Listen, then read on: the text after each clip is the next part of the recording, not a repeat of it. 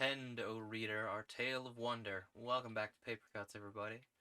Last we left off, we were reading A Crystal Age, and this guy had found himself flung into a far future where they had stopped taking and trading in money, and instead they were trading for the literal value of their work.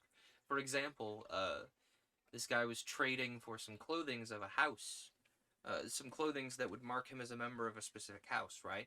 And he would have to work in the fields for a year to make up all of the time that a weaver would spend to weave his clothing.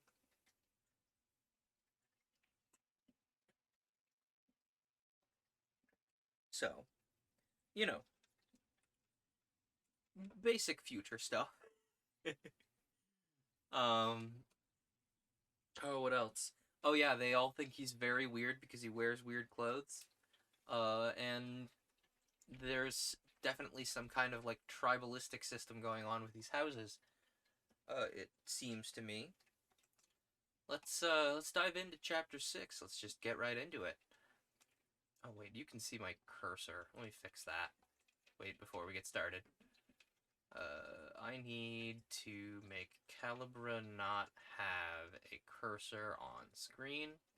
And now we don't have a problem. Okay, chapter 6. The reading went on, of course not forever, like the harvest melody he spoke of, but for a considerable time. The words, I concluded, were for the initiated and not for me, and after a while I gave up trying to make out what it was all about. Those last expressions I've quoted about the august mother of the house were unintelligible and appeared to me meaningless. Ooh, also one more thing before we dive too far in. This society seems to have been a victim of semantic drift, and so they can only barely understand the things that he is saying. Anyway, continuing. I had already come to the conclusion that however many of the ladies of the establishment might have experienced the pleasures and pains of maternity, there was really no mother of the house in the sense that there was a father of the house. Oop, hang on. It's not turning the pages. Can we turn the pages, please? Hi, I would like to turn the pages.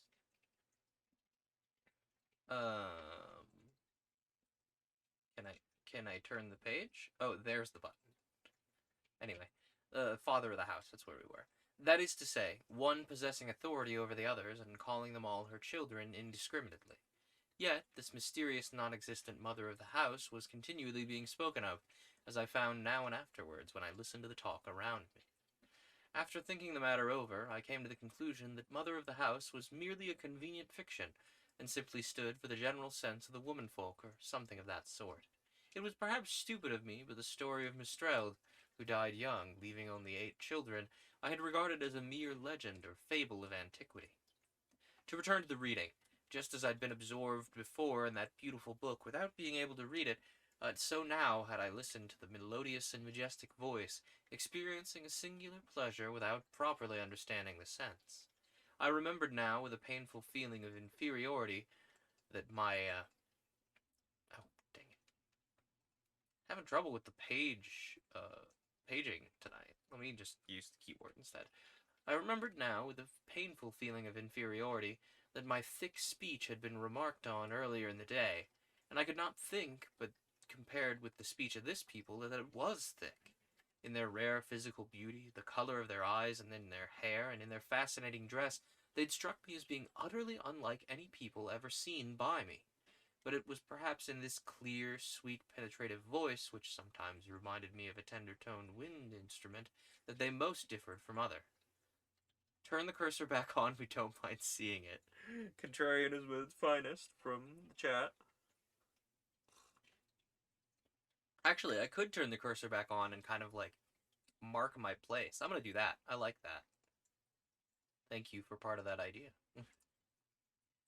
The reading, I have said, had struck me as almost of the nature of a religious service. Nevertheless, everything went on as before, reading, working, and occasional conversation, but the subdued talking and moving about did not interfere with one's pleasure in the old man's musical speech any more than the soft murmur and flying about of honeybees would prevent one from enjoying the singing of a skylark. Emboldened by what I saw the others doing, I left my seat and made my way across the floor, Oh, I see. So oh, I'm gonna need both hands then, because the page buttons are only on the one side.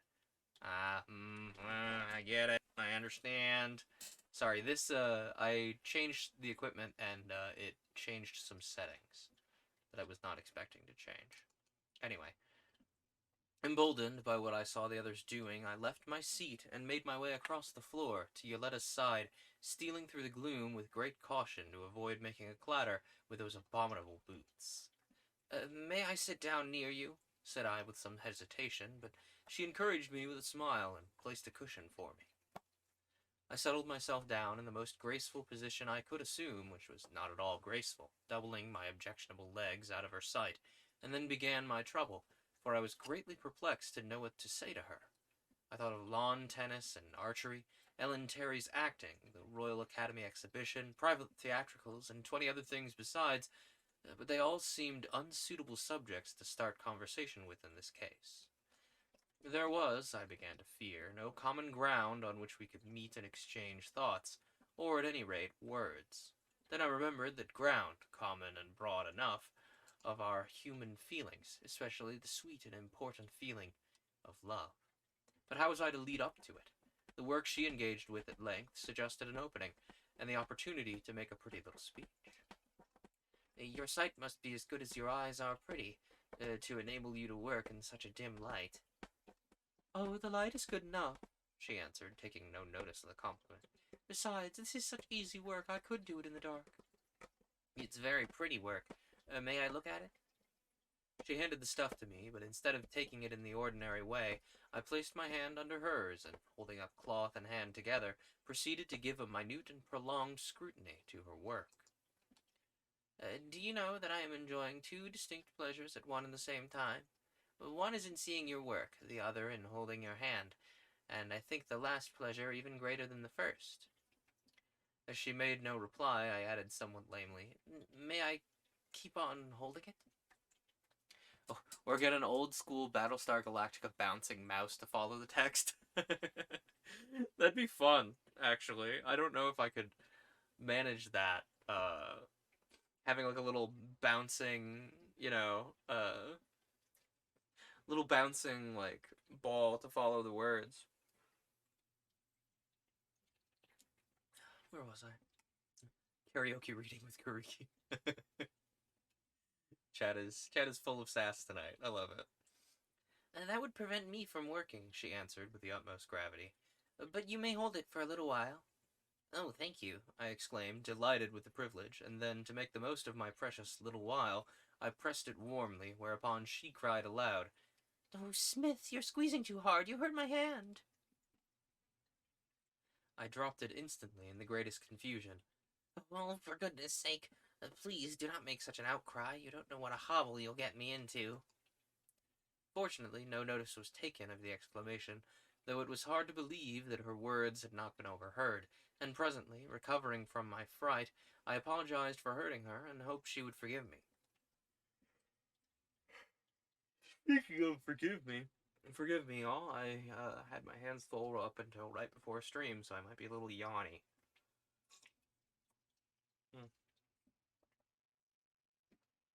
Good tea, though. There is nothing to forgive, she returned gently. You did not really squeeze hard, only my hand hurts, because today, when I pressed it on the ground beside the grave, I ran a small thorn into it. Then the remembrance of that scene at the burial brought a sudden mist of tears into her lovely eyes. I'm so sorry I hurt you, Yoletta. May I call you Yoletta? Said I, all at once remembering that she'd called me Smith without the customary prefix. Why, that's my name. What else should you call me? She returned, evidently with surprise. It's a pretty name, and so sweet on the lips that I should like to be repeating it continually, I answered. But it is only right that you should have a pretty name, because, well, if I may tell you, you're so very beautiful. Yes, but is that strange? Are not all people beautiful? I thought of certain London types, especially among the criminal classes, and of the old women with the withered simian faces and wearing shawls, slinking in and out of public houses at the street corners, and also of some people of a better class that I'd known personally, some even in the House of Commons, and I felt that I could not agree with her as much as I wished to do so without straining my conscience. "At all events, you will allow," said I, evading the question, "that there are degrees of beauty just as there are degrees of light. You may be able to see the work in this light, but it's very faint compared with the noonday light when the sun is shining." "Oh, there's not so great a difference between people as that," she replied with the air of a philosopher. "There are different kinds of beauty, I allow, and some people seem more beautiful to us than others, but that is only because we love them more. The best loved are always the most beautiful." This seemed to reverse the usual idea that the more beautiful the person is, the more he or she gets loved. However, I was not going to disagree with her any more, and only said, "How sweetly you talk, Yoletta. You're as wise as you are beautiful. I could wish for no greater pleasure than to sit here listening to you the whole evening." "Oh, then, I'm sorry. I must leave you now," she answered with a bright smile which made me think perhaps my little speech had pleased her. "Do you wonder why I smile?" she added, as if able to read my thoughts. "It is because I have often heard words like yours from one who is waiting for me now." This speech caused me a jealous pang, but for a few moments after speaking she continued regarding me with that bright, spiritual smile on her lips. Then it faded, and her face clouded, and her glance fell. I did not ask her to tell me, nor did I ask myself, the reason of that change, and afterwards how often I noticed the same change in her, and in the others too, that sudden silence and clouding of the face, such as may be seen in one who freely expresses himself to a person who cannot hear, and then, well, all at once, but too late, remembers the other's infirmity. "Must you go? What shall I do alone?" "Oh, you shall not be alone," she replied, and going away, returned presently with another lady. "This is Edra. She will take my place by your side and talk with you." I could not tell her that she had taken my words too literally, that being alone simply meant being separated from her, but there was no help for it, and someone, alas, someone I greatly hated, was waiting for her. I could only thank her and her friend for their kind intentions. But what in the name of goodness was I to say to this beautiful woman who was sitting by me? She certainly was very beautiful, with a far more mature and perhaps nobler beauty than Yoletta's, her age being about 27 or 28, but the divine charm in the young girl's face could, for me, exist in no other. Presently she opened the conversation by asking me if I disliked being alone. "Well, no, perhaps not that, but I think it much jollier, much more pleasant, I mean, to have some very nice person to talk to." She assented, and pleased at her ready intelligence, I added, "And it's particularly pleasant when you're understood, but I have no fear that you, at any rate, will fail to understand anything I may say." "You've had some trouble today," she returned with a charming smile. "I sometimes think that women can understand even more readily than men." "There's not a doubt of that," I returned warmly, glad to find that with Edra it was all plain sailing. "It must be patent to everyone that women have far quicker, finer intellects than men, although their brains are smaller, but then quality is more important than mere quantity. And yet, some people hold that women ought not to have the franchise or suffrage or whatever it is. Not that I care two straws about the question myself, and I only hope they'll never get it, but then I think it is so illogical. Don't you?" Do we already have a timed disclaimer for this book? Because this man being against women's suffrage really dates the book. It's not enough for me to pull the disclaimer command. But what a wild stance to take in the modern eye. Like, I understand it's period accurate, but wild concept. "I'm afraid I do not understand you, Smith," she returned, looking much distressed. The irony of my response being very similar to the future person here is not lost on me. "Well, no, I suppose not, but what I said was of no consequence," I replied, then, wishing to make a fresh start, I added, "But I'm so glad to hear you call me Smith. It makes it so much more pleasant and home-like to be treated without formality. It's very kind of you, I'm sure." "But surely your name is Smith?" said she, looking very much surprised. "Oh, yes, my name is Smith, only, of course, well, the tact is, I was just wondering what to call you." "My name is Edra," she replied, looking more bewildered than ever, and from that moment the conversation, which had begun so favorably, was nothing but a series of entanglements from which I could only escape in each case by breaking the threads of the subject under discussion, and introducing a new one.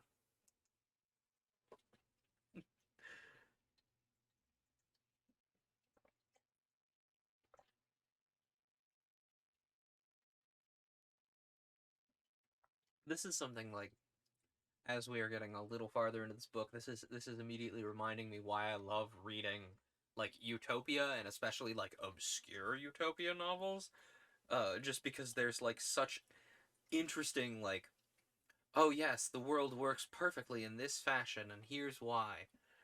It's such a fun speculative genre for me, and I know it's like, I hesitate to call it science fiction because they're not all science fiction. Some of them are more political angle fiction, but they're all speculative, and that kind of is what makes me think sci-fi initially.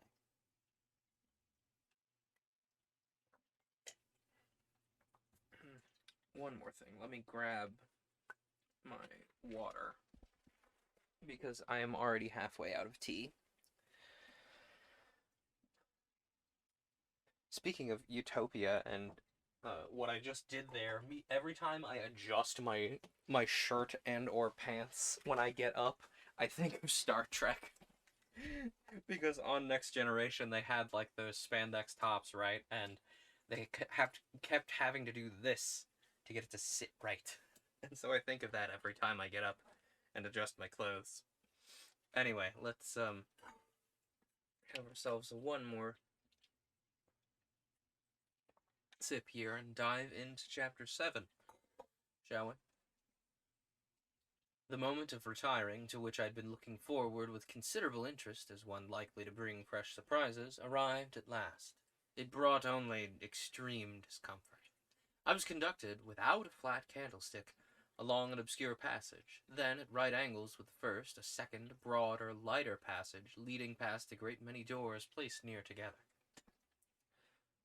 The shirt tug is officially nicknamed the Picard maneuver. Ah, see, I didn't know that. I knew about about Riker and his like over the chair maneuver, which by the way, this is probably common knowledge among people who like Star Trek, but did you know he did that because he injured his back being a moving guy like earlier in his life, and so it was uncomfortable for him to sit down into a chair normally, and so to compensate for that back injury, he would overstep the chair. I think that's neat. Hi, neighbor. Hello. Everybody, welcome guest co-host, welcome frequent guest co-host Library Cat to the show. It's him. He's here. He's why the stream has the tag cat cam. Anyway, where was I? Oh yeah, I met Frakes. Same reason he leads with his chest into a lot of rooms. Fair. Hi. Yes. Where was I? Obscure passage near together. That's where we were. These, I ascertained later, were the dormitories or sleeping cells, and were placed side by side in a row opening on the terrace at the back of the house. Having reached the door of my box, my conductor pushed back the sliding panel, and when I had groped my way to the dark interior, closed it again behind me. There was no light behind me. There was no light for me except the light of the stars, which was directly opposite the door by which I entered. Or rather, for directly opposite the door by which I had entered stood another, open wide to the night, which was apparently not intended ever to be closed. The prospect was the one that I've already seen, the wilderness sloping to the river, and the glassy surface of the broad water reflecting the stars and the black masses of large trees. There was no sound, save the hooting of an owl in the distance, and the wailing note of some mournful-minded waterfowl. The night air blew in cold and moist, which made my bones ache, though they were not broken, and feeling very sleepy and miserable, I groped about until I was rewarded by discovering a narrow bed or a cot of trellis work, on which was a hard straw pallet and a small straw pillow. Also folded small was a kind of woolen sleeping garment. Too tired to keep out of even such an uninviting bed, I flung off my clothes, and with my moldy tweeds for only covering, I laid me down, but not to sleep. The misery of it all! For although my body was warm, too warm in fact, the wind blew on my face and bare feet and legs, and made it impossible to sleep. About midnight, I was just falling into a doze when a sound, as of a person coming with a series of jumps into the room, disturbed me, and starting up, I was horrified to see, sitting on the floor, a great beast that was much too big for a dog, with large erect ears. He was intently watching me, his round eyes shining like a pair of green phosphorescent globes. Having no weapon, I was at the brute's mercy, and was about to utter a loud shout to summon assistance, but as he sat so still, I refrained, and even began to hope that he would go quietly away. Then he stood up, went back to the door, and sniffed audibly at it. Thinking that he was about to relieve me of his unwelcome presence, I dropped my head on the pillow and lay perfectly still. Then he turned and glared at me again, and finally, advancing deliberately to my side, sniffed at my face. It was all over with me now, I thought, and closing my eyes and feeling my forehead growing remarkably moist in spite of the cold, I murmured a little prayer. When I looked again, the brute had vanished, to my inexpressible relief. It seemed very astonishing that an animal like a wolf should come into the house. Speaking of animals coming into the house, Magnus, excuse me, I need to be able to see the words I'm reading. Maybe get out of the way of the screen. Thank you, sir. Yeah, how about we come sit down here? How does that sound? Come here. Come on. Come on down. You won a prize. You won the prize of pets. Nope, he's not interested. Okay. It seemed very astonishing that an animal like a wolf should come into the house, but I soon remembered that I had seen no dogs about, so that all kinds of savage, prowling beasts could come in with impunity. It was getting beyond a joke, but then all this seemed only a fit ending to the perfectly absurd arrangement into which I had been induced to enter. "Goodness gracious!" I exclaimed, sitting bolt upright on my straw bed. "Am I a rational being, or an inebriated donkey, or what, to have consented to such a proposal? It's clear that I was not quite in my right mind when I made that agreement, therefore not morally bound to observe it. What, be a field laborer, or a hewer of wood, or drawer of water, sleep on a miserable straw-matted and open porch, with wolves for visitors at all hours of the night, and all for a few barbarous rags? I don't know much about plowing and that sort of thing, but I suppose any able-bodied man can earn £1 a week, and that would be £52 for a suit of clothes. Whoever heard such a thing? Wolves and all thrown in for nothing. I dare say I shall have a tiger dropping in presently just to have a look round. No, no, my venerable friend, that was all excellent acting about my extraordinary delusions and the rest of it, but I'm not going to be carried so far as by them to adhere to such an outrageously one-sided bargain." Presently I remembered two things. Divine Yoletta was the first, and the second was that there was the thought of the rare pleasure it would be to array myself in these same barbarous rags, as I blasphemously called them. These things had entered into my soul and had become a part of me, especially, well, both of them. Those strange garments had looked so refreshingly picturesque, and I had conceived such an intense longing to wear them. Was it a very contemptible ambition on my part? Is it sinful to wish for any adornments other than wisdom and sobriety, a meek and loving spirit, good works, and other things of that kind? Straight into my brain flashed the words of a sentence I had recently read, that is to say, just before my accident, in a biological work, and it comforted me much as if an angel with shining face and rainbow-colored wings had paid me a visit in my dusky cell. "Unto Adam also and his wife did the Lord God make coats of skin and clothe them." This has become, as everyone knows, a custom among the race of man, and shows at present no sign of becoming obsolete. Moreover, that first correlation, namely milk glands and a hairy covering, appears to have entered the very soul of creatures of this class, and to have become psychical as well as physical, for in that type, which is only for a while inferior to the angels, the fondness for this kind of outer covering is a strong, ineradicable passion. Most true and noble words, O biologist of the fiery soul. It was a delight to remember them. A strong and ineradicable passion, not merely to clothe the body, but to clothe it appropriately, that is to say, beautifully, and by so doing please God and ourselves. This being so, must we go on forever scraping our faces with a sharp iron, until they're blue and spotty with manifold scrapings, cropping our hair short to give ourselves an artificial resemblance to old dogs and monkeys, creatures lower than us in the scale of being, and array our bodies like mutes at a funeral in repulsive black, we Eutheria of the Eutheria, noble of the noble. And all for what, since it pleases not heaven, nor accords with our own desires?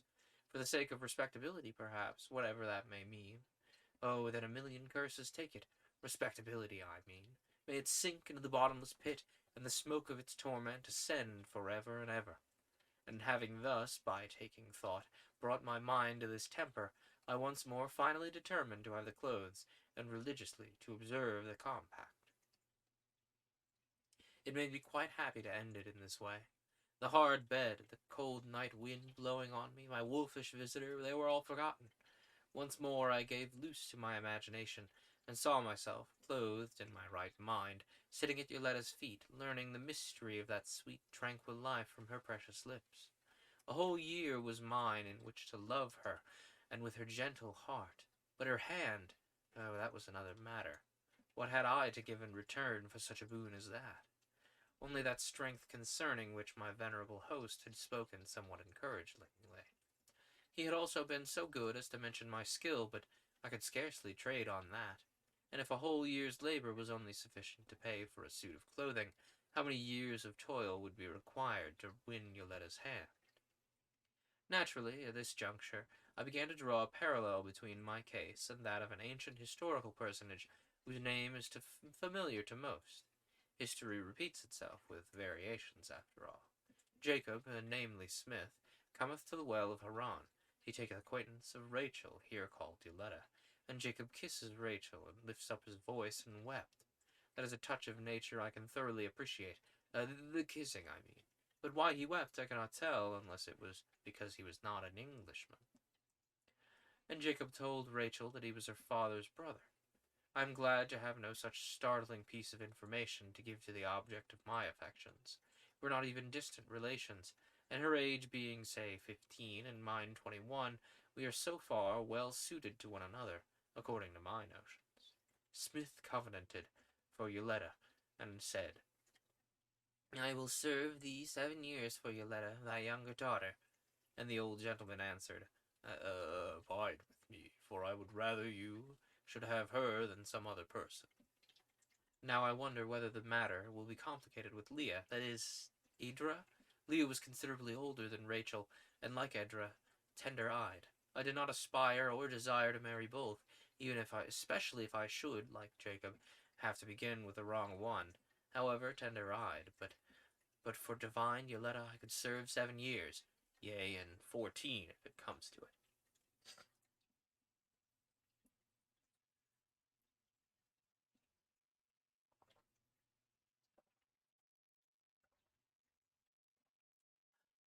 Thus I mused, and thus I questioned, tossing and turning on my inhospitably hard bed, until merciful sleep laid her quieting hands on the strings of my brain, and hushed their weary jangling.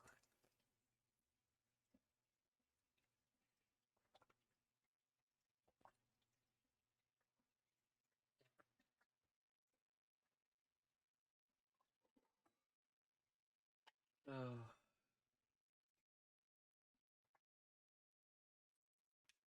really is lovely tea. I might make more at the BRB. We'll see. Well, while we wait for the BRB to come, let's dive into Chapter 8, shall we? We've still got a good while before intermission. Chapter 8. Fortunately, I woke early next morning, for I was now a member of an early rising family, and anxious to conform to the rules. On going to the door, I found, to my inexpressible disgust, that I might have easily closed it in the way I'd seen the other door closed, by simply pulling a sliding panel. There was ventilation enough without having the place open to prowling beasts of prey. I also found that if I had turned up the little stray bed, I should have had warm woolen sheets to sleep in.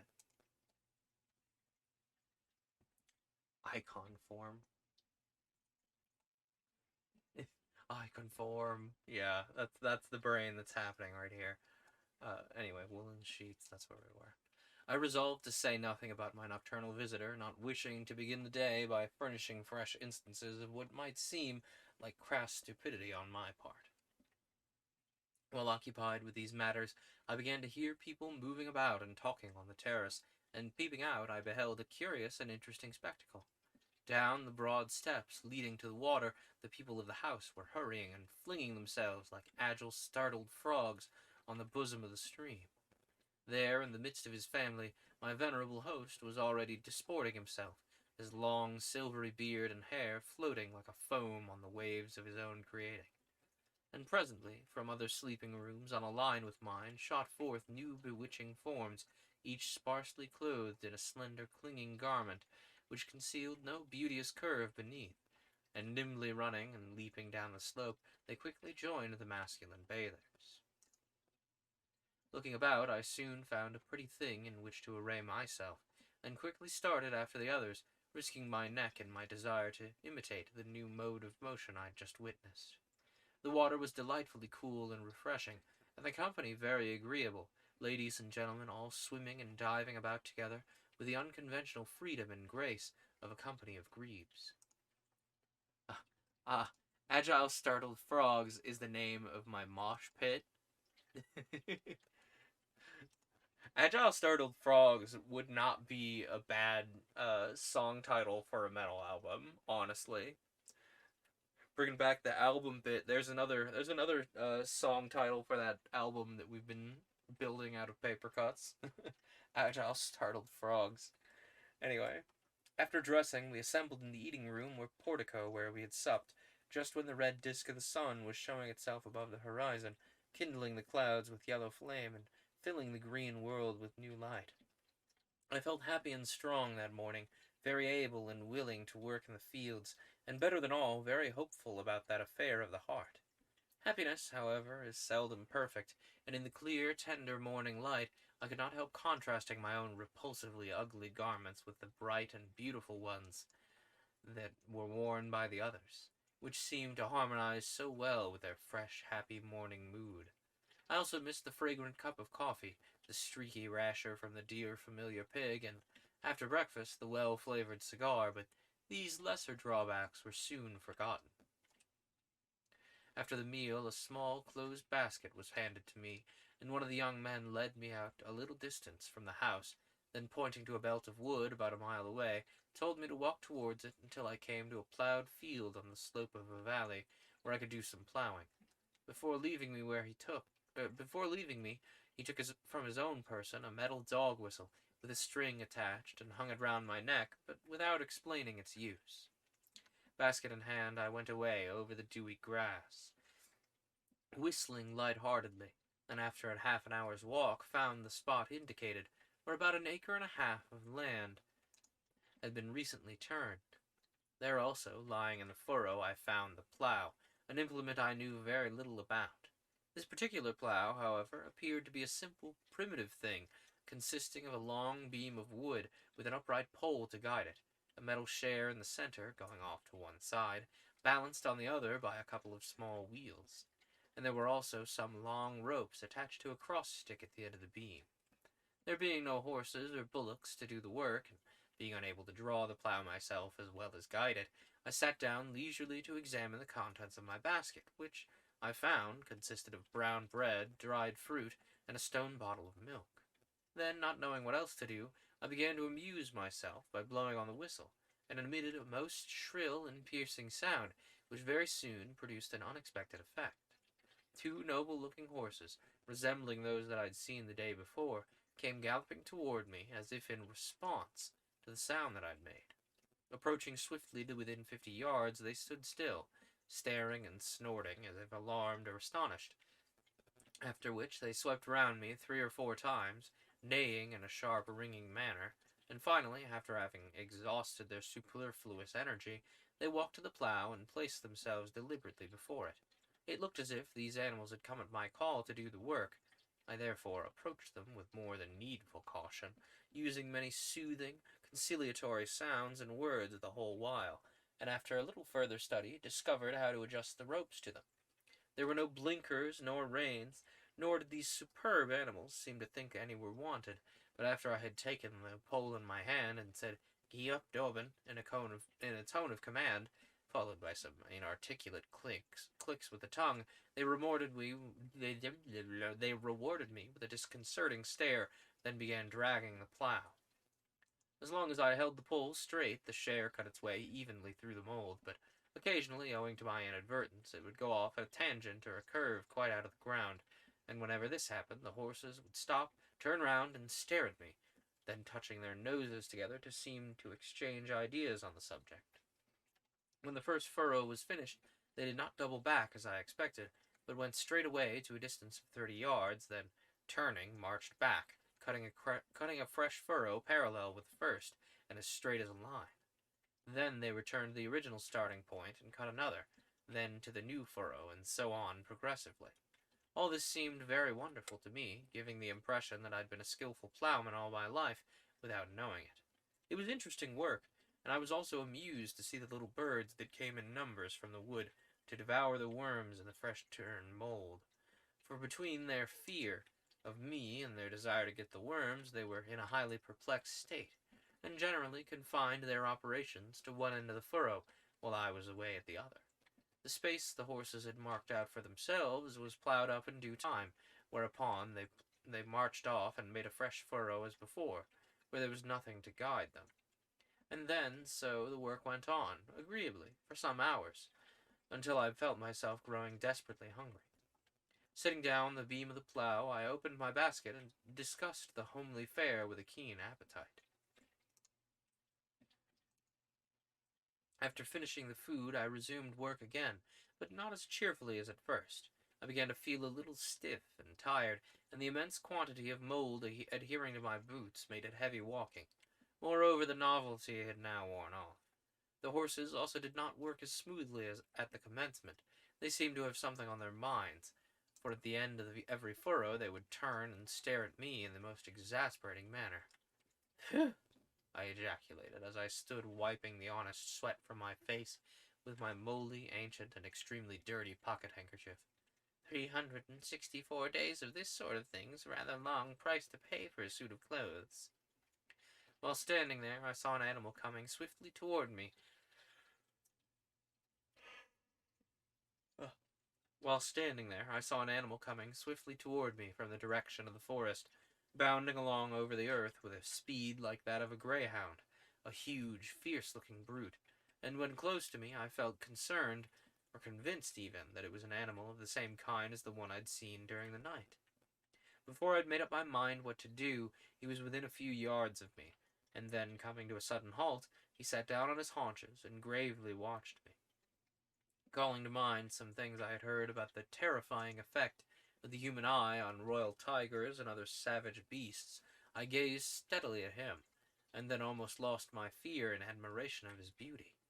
He was taller than a boarhound, but slender in figure, with keen, fox-like features, and very large, erect ears. His coat was silvery gray and long. There were 2 black spots above his eyes, and the feet, muzzle, and ear-tips, and end of the bushy tail were also velvet black besides.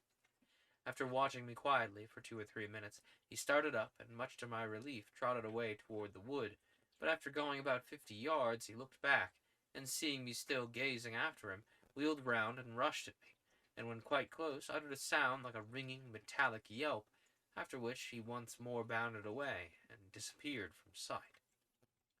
The horses now turned round, and, deliberately walking up to me, stood still, in spite of all I could do to make them continue the work. After waiting a while, they proceeded to wriggle themselves out of the rope, and galloped off, loudly neighing to each other, and flinging up their disdainful heels so as to send a shower of dirt over me. Left alone in this unceremonious fashion, I presently began to think that they knew more about the work than I did, and that finding me indisposed to release them at the proper moment, had taken the matter into their own hands, or hooves, rather. A little more pondering, and I also came to the conclusion that the singular wolf-like animal was only one of the house dogs, that he'd visited me in the night to remind me that I was sleeping with the door open, and had come now to insist on a suspension of work.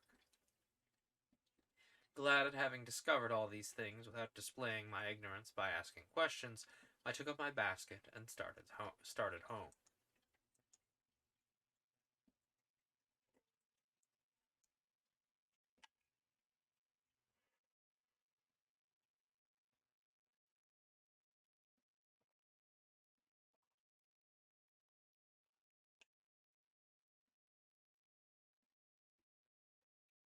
Chapter 9. When I arrived at the house, I was met by the young man who had set me the morning's task, but he was taciturn now, and wore a cold, estranged look which seemed to portend trouble. He at once led me to a part of the house at a distance from the hall, and into a large apartment I now saw for the first time. In a few moments the master of the house, followed by most of the other inmates, also entered, and on the faces of them all I noticed the same cold, offended look. "Dickens take my luck," said I to myself, beginning to feel extremely uncomfortable. "I suppose I've offended against the laws and customs by working the horses too long." Smith," said the old man, advancing to the table, and depositing thereon a large volume he'd brought with him, "come here, and read to me in this book." Advancing to the table, I saw it was written in the same minute Hebrew-like characters of the folio that I'd examined on the previous evening. "I cannot read it. I do not understand the letters," I said, feeling some shame at having to thus publicly confess to my ignorance. "Then," said he, bending on me a look of the utmost severity, "there is indeed little more to be said.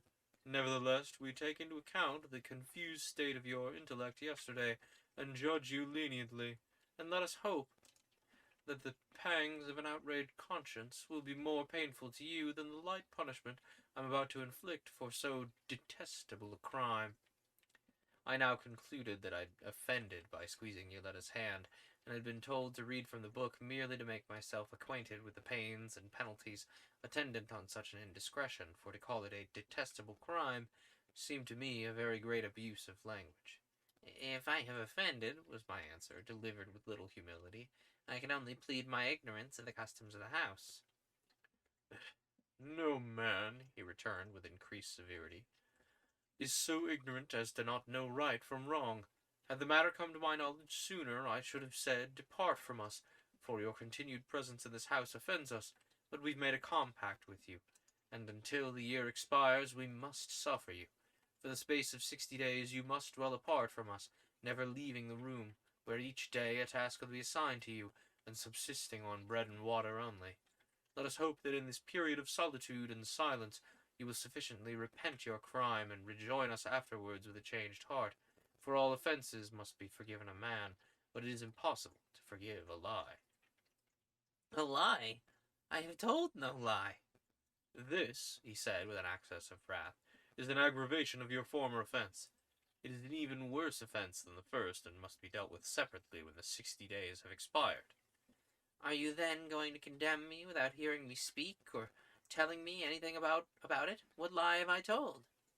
After a pause, during which he closely scrutinized my face, he said, pointing to the open page before him, "Yesterday, in answer to my question, you told me that you could read. Last evening you made a contrary statement to Yoletta, and now here is the book, and you confess that you could not read it." "But that's easily explained," said I, immensely relieved, for certainly I had felt a little guilty about the hand-squeezing performance, although it was not a very serious matter. "I can read the books of my own country, and naturally concluded that your books were written in the same kind of letters, but last evening I discovered that it was not so. You have already seen the letters of my country on the coins which I showed you last evening." And here again I pulled out my pocket-book and emptied the contents on the table. He began to pick up the sovereigns one by one to examine them. Meanwhile, finding my beautiful black and gold stylograph pen inserted in the book, I thought I could not do better than to show him how I wrote. Fortunately, the fluid in it had not become dry. Tearing a blank page from my book, I hastily scribbled a few lines and handed the paper to him, saying, "This is how I write." He began studying the paper, but his eyes, I perceived, wandered often to the stylograph pen in my hand. Presently he remarked, "This writing, or these marks you've made on the paper, are not the same as the letters on the gold." I took the paper and proceeded to copy the sentence I had written, but in printing letters, beneath it, and returned it to him. He examined it again, and after comparing my letters with those on the sovereigns, said, "Pray tell me now, what have you written here, and explain why you write it in two different ways."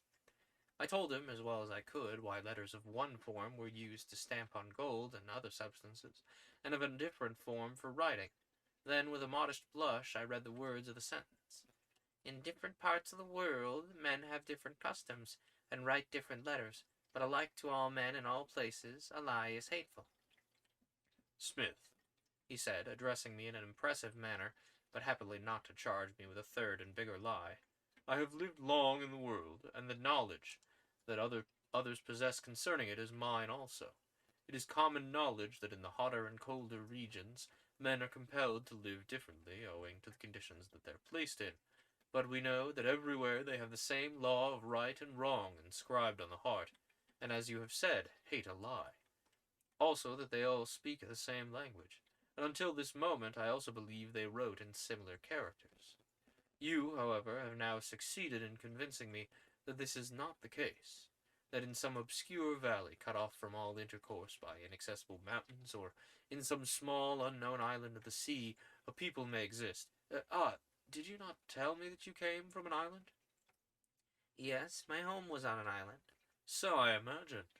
An island of which no report has ever reached us, where the people, isolated from their fellows, have in the course of many centuries changed their customs, even their manner of writing.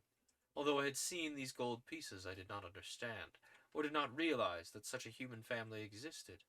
Now I am persuaded of it, and as I alone am to blame for having brought this charge against you, we must now ask your forgiveness. We rejoice at your innocence, and hope with increased love to atone for our injustice. My son, he concluded, placing a hand on my shoulder, I am now deeply in your debt. I'm glad it ended so happily, I replied, wondering whether his being in my debt would increase my chances with Yoletta or not. Seeing him again directing curious glances at the stylograph of which I was turning about in my fingers, I offered it to him. He examined it with interest. I have only been waiting for an opportunity to look closely at this wonderful contrivance, for I perceived that your writing was not made with a pencil, but with a fluid. It is black polished stone, beautifully fashioned, encircled with gold bands, and contains the writing fluid within itself. This surprises me as much as anything you've told me. Allow me to make you a present of it, said I, seeing him so taken with it. No, not so. But I should greatly like to possess it, and will keep it, if I may, bestow in return something you desire. Yoletta's hand was really the only thing in life I desired, but it was too early to speak as such yet, as I knew nothing about their matrimonial usages, not even whether or not the lady's consent was necessary to a compact of the kind. I therefore made a more modest request. There is one thing I greatly desire. I'm very anxious to be able to read in your books, and shall consider myself more than compensated if you shall permit Yoletta to teach me. Oh, she shall teach you in any case, my son. That and much more is already owing to you. There's nothing else I desire. Pray keep the pen, and keep me happy. And thus ended a disagreeable matter. The clouds having blown over, we all repaired to the supper room, and nothing could exceed our happiness as we sat at meat, or, I suppose, vegetables. Not feeling so ravenously hungry as on the previous evening, and moreover seeing them all in so lively a mood, I did not hesitate to join in the conversation. Nor did I succeed so very badly, considering the strangeness of it all. For like the bee that has been much hindered at his flowery work by geometric webs, I began to acquire some skill in pushing my way gracefully through the tangling meshes of thought and phrases that were new to me. The afternoon's experiences had certainly been remarkable. A strange mixture of pain and pleasure, not blending into a homogeneous gray, but resembling rather a bright embroidery on a dark, somber ground. And of these surprising contrasts I was destined to have more that same evening. We were again assembled in the great room, the venerable father reclining at his ease on his throne-like couch near the brass globes, while the others pursued their various occupations as on the former evening. Not being able to get near Yoletta, and having nothing to do, I settled myself comfortably in one of the spacious seats, and gave up my mind to pleasant dreams. At length, to my surprise, the father, who had been regarding me for some time, said, will you lead, my son? I started up, turning very red in the face, for I did not wish to trouble him with questions, yet was at a loss to know what he meant by leading. I thought of several things, whilst evening prayers, dancing, etc., but still being in doubt, I was compelled to ask him to explain. Will you lead the singing? He returned, looking a little surprised. Oh, yes, with pleasure. There being no music about and no piano, I conducted naturally that my friends amused themselves with soloistic songs without accompaniment of an evening, and having a good tenor voice, I was not unwilling to lead off with a song. Clearing my rusty throat with it, which made them all jump, I launched forth with the Vicar of Bray, a grand old song and a great favorite of mine. They all started when I commenced, exchanging glances and casting astonished looks toward me, but it was getting so dusky in the room I could not feel sure that my eyes were not deceiving me. Presently, some that were near me began retiring to distant seats, and this distressed me so much that it made me hoarse, and my singing became very bad indeed. But still I thought it best to go bravely on to the end. Suddenly the old gentleman, who had been staring wildly at me for some time, drew up his long yellow robe and wrapped it round his face and head. I glanced at Yoletta, sitting at some distance, and saw that she was holding her hands pressed to her ears. "Glad you made it back from work, Kraz. Always happy to have you here." I thought it about time to leave off then, and stopping abruptly in the middle of the fourth stanza, I sat down, feeling extremely hot and uncomfortable. I was almost choking, and unable to utter a word. But there was no word for me to utter. It was, of course, for them to thank me for singing, or to say something, but not a word was spoken. Yoletta dropped her hands and resumed her work, while the old man slowly emerged with a somewhat frightened look from the wrappings, and then the long, dead silence becoming unendurable, I remarked that I feared my singing was not to their taste. No reply was made. Only the father, putting out one of his hands, touched a handle or a key near him, whereupon one of the brass globes began revolving. Excuse me, just adjusting some things here. Brass globe revolving. A low murmur of sound arose, and seeming to pass like a wave through the room, dying away in the distance, soon to be succeeded by another, and then another, each marked by an increase of power, and often as this solemn sound died away, faint flute-like notes were heard as if approaching, but still at a great distance, and in the ensuing wave of sound from the great globe they would cease to be distinguishable. Still, the mysterious coming sounds had continued at intervals to grow louder and clearer, joined by other tones as they progressed, now altogether bursting out in joyous chorus, then one purest liquid note soaring bird-like alone. But whether from voices or wind instruments I was unable to tell, until the whole air about me was filled and palpitating with a strange, exquisite harmony which passed onwards, the tones growing fewer and fainter by degrees, until they almost died out of hearing in the opposite direction. That all were now taking part in the performance I became convinced, by watching in turn different individuals, some of them having small, curiously shaped instruments in their hands, but there was a blending of voices and a something like ventriloquism in the tones which made it impossible to distinguish the notes of any one person. Deeper, more sonorous tones now issued from the revolving globes, sometimes resembling in character the vox humana of an organ, and every time they rose to a certain pitch there were responsive sounds, not certainly from any of the performers, low, tremulous, and aeolian in character, wandering over the entire room as if walls and ceiling were honeycombed with sensitive musical cells answering to those deeper vibrations. These floating aerial sounds also answered to the higher notes of some of the female singers, resembling soprano voices, brightened and spiritualized in a wonderful degree, and then the wide room would be filled with a mist, as it were, of this floating, formless melody which seemed to come from invisible harpers hovering in the shadows above. I know this is meant to be describing, like, these weird little musical contraptions, but all I can think of is these people, like, breaking into songs so perfectly that they are producing overtones via the tuning of their chords. That's immediately what comes to mind to me. Like, I know that's probably not what's meant to be being implied here, but it's what comes to my mind.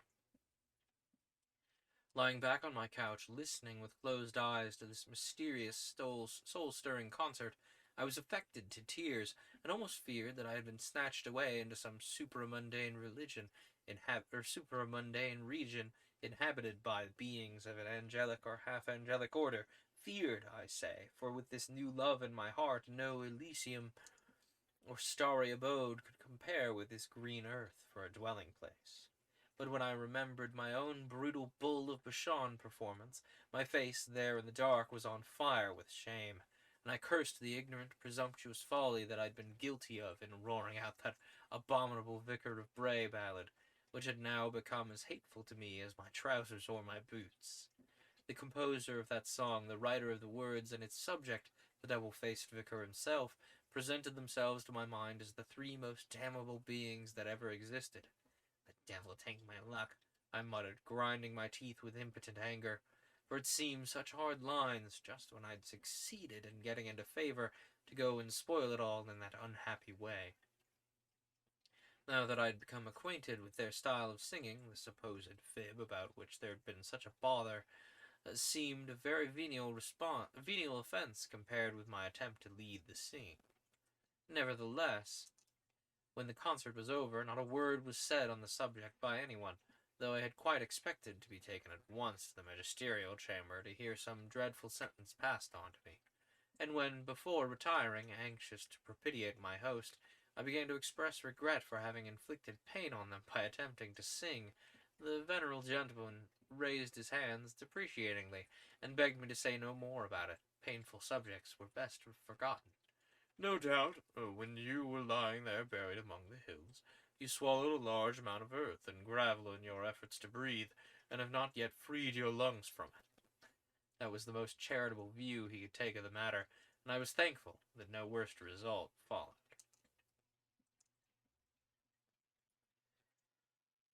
Chapter 10. At length the joyful day arrived when I was to cease, in outward appearance at all events, to be an alien.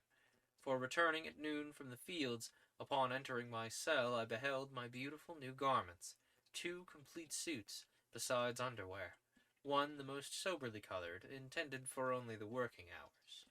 But the second, which was for the house, claimed my first attention.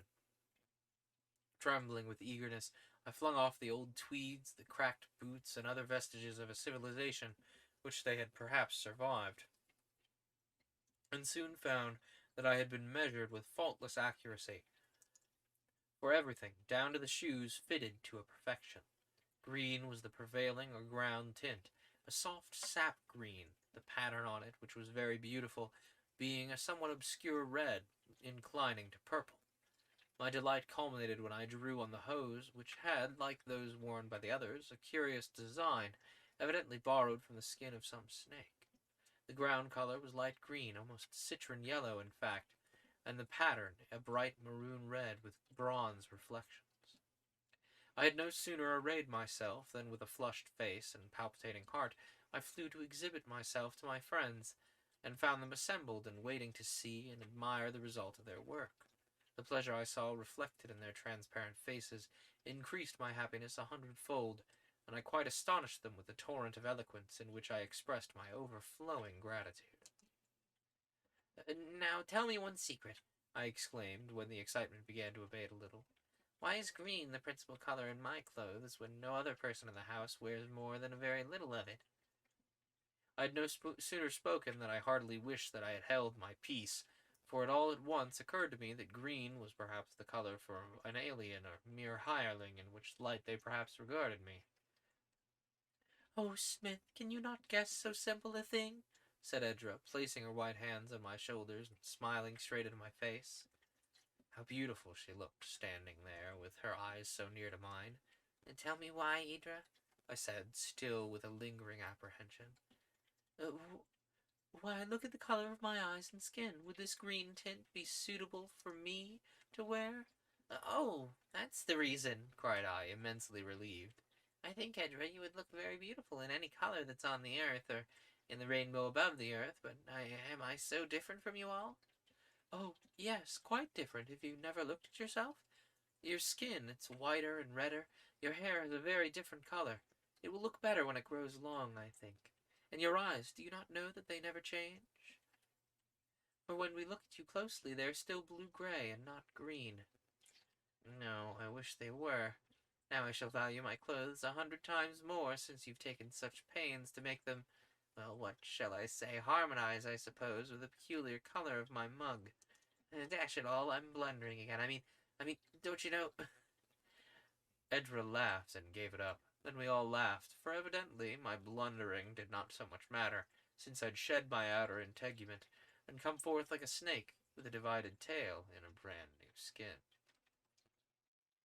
Presently I missed Yoletta from the room, and desiring above all things to have some word of congratulation from her lips, I went off to seek her. She was standing under the portico, waiting for me.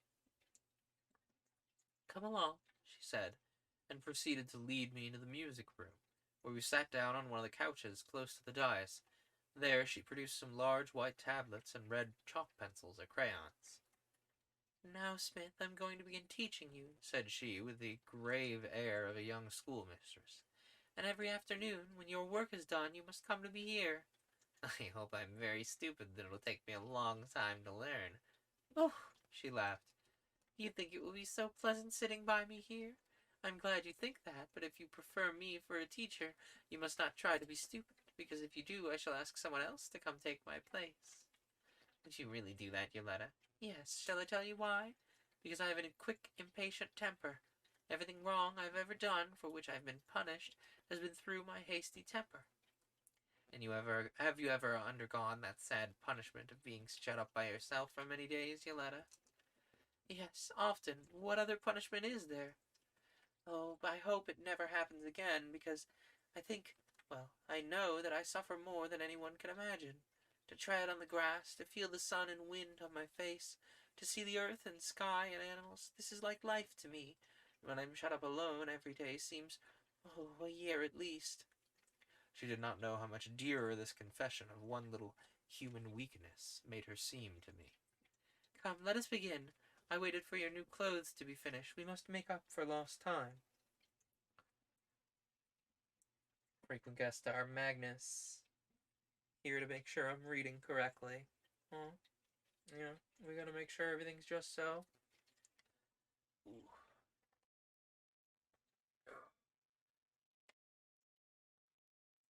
Maybe not on the cursor that's tracking the words. That's making my wrist hurt. Good concept, though. Oh, yes. Dad is so mean to you.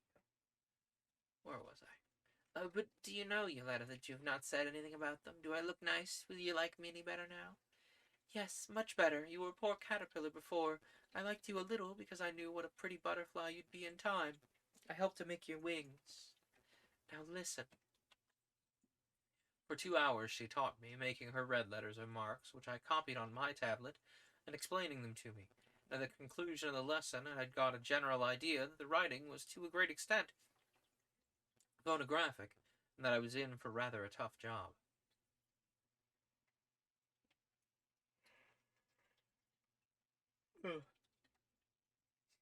"You think you'll be able to teach me to sing also?" I asked her when she'd put the tablets aside. The memory of that miserable failure when I had led the singing was a constant sore in my mind. I had begun to think that I had not done myself justice on that memorable occasion, and the desire to make another trial under more favorable circumstances was very strong in me. She looked a little startled at my question, but said nothing. "I know now that you all sing softly. If you'll only consent to try me once, I promise to stick like cobbler's wax. I beg your pardon, I will endeavor to adhere to the Morendo and Perendosi style. Don't you know? What am I saying? I promise you, Yoletta, I shan't frighten you if you'll only let me try to sing to you once." She turned from me with a somewhat clouded expression of face, and walked with slow steps to the dais, and placing her hands on the keys, caused two of the small globes to revolve, sending soft waves of sound through the room.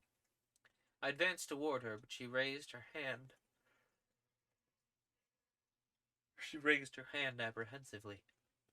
"No, no, no, stand there and sing low." It was hard to see her troubled face and obey, but I wasn't going to bellow at her like a bull. I had my heart set on this trial. For the last 3 days, while working in the fields, I had been incessantly practicing my dear old master Campagna's exquisite Ma par sulla tomba, the only melody I happened to know which had any resemblance to their divine music. To my surprise, she seemed to play, as I sang, a suitable accompaniment on the globes, which aided and encouraged me. I felt that I had never sung so well before. When I finished, I quite expected some word of praise, or to be asked why I had not sung this melody on that unhappy evening when I was asked to lead, but she spoke no words. "Will you sing something now?" "Not now, not this evening," she replied absently, slowly walking across the floor with eyes cast down. "What are you thinking of, Yoletta, that you look so serious?" "Nothing," she returned, a little impatiently. "You look very solemn about nothing, then, but you've not said one word about my singing. Did you not like it?" "Oh, your singing? No. It was a pleasant-tasting little kernel in a very rough rind. I should like one without the other." "You talk in riddles, Yoletta, but I'm afraid the answers to them would not sound very flattering to me. But if you would like to know the song, I should only be glad to teach it to you. The words are in Italian, but I can translate them." "The words?" "The words of the song." "I do not know what you mean by the words of the song. Do not speak to me now, Smith." "Oh, very well," I said, thinking it all very strange. And sitting down, I divided my attention between my beautiful hose and Yoletta, still slowly pacing the floor with that absent look on her face. At length the curious mood changed, but I did not venture to talk any more about music, and before very long we repaired to the eating room, where for the next 2 or 3 hours we occupied ourselves very agreeably with those processes which some new theorist informs us constitute our chief pleasure in life. That evening I overheard a curious little dialogue. The father of the house, as I had now grown accustomed to call our head, after rising from his seat, stood for a few minutes talking near me, while Yoletta, with her hand on his arm, waited for him to finish. When he had done speaking, and he turned to her, she said in a low voice, which I, however, overheard, "Father, I shall lead tonight." He put his hand on her head, and looking down, studied her upturned face. "Ah, my daughter," he said with a smile, "shall I guess what has inspired you today? You've been listening to the passage birds. I also heard them this morning, passing in flocks, and you've been following them in thought far away into those sun-bright lands where winter never comes." "No, father, I've only been a little way from home in thought, only to that spot where the grass has not yet grown to hide the ashes and loose mold." He stooped and kissed her forehead, and then left the room, she, never noticing the hungry look with which I witnessed the tender caress, also went away. That some person was supposed to lead the singing every evening I knew, but it was impossible for me to ever discover who the leader was. Now, however, after overhearing this conversation, I knew that on this particular occasion it would be Yoletta, and in spite of the very poor opinion she'd expressed of my musical abilities, I was prepared to admire the performance more than I'd ever done before. It commenced in the usual mysterious and indefinable manner, but after a time, when it began to shape itself into melodies, the idea possessed me that I was listening to strains once familiar, but long unheard and forgotten. At length I discovered that this was Campagna's music, only not as I had ever heard it sung, for the melody of Ma par sulla tomba had been so transmuted and etherealized, as it were, that the composer himself would have listened in wondering ecstasy to the mournful strains which passed through the alembic of the more delicately organized minds.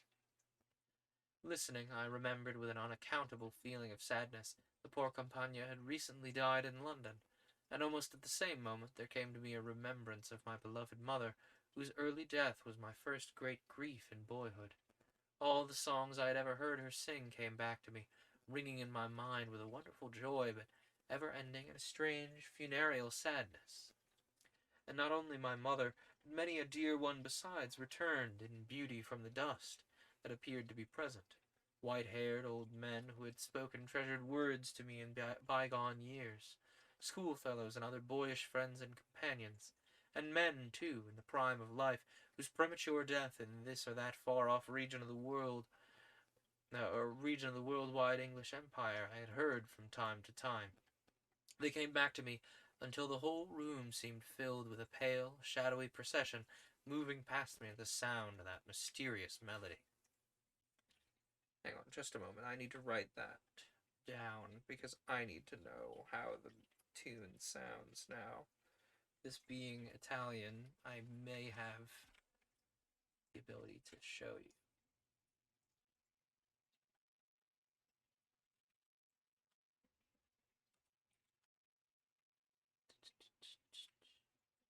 What's the name of this?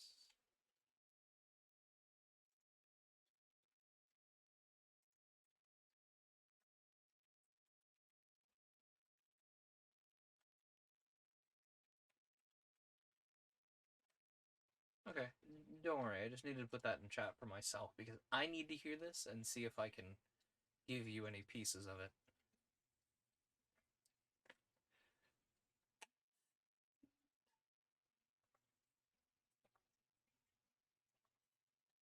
Where was I? Ah.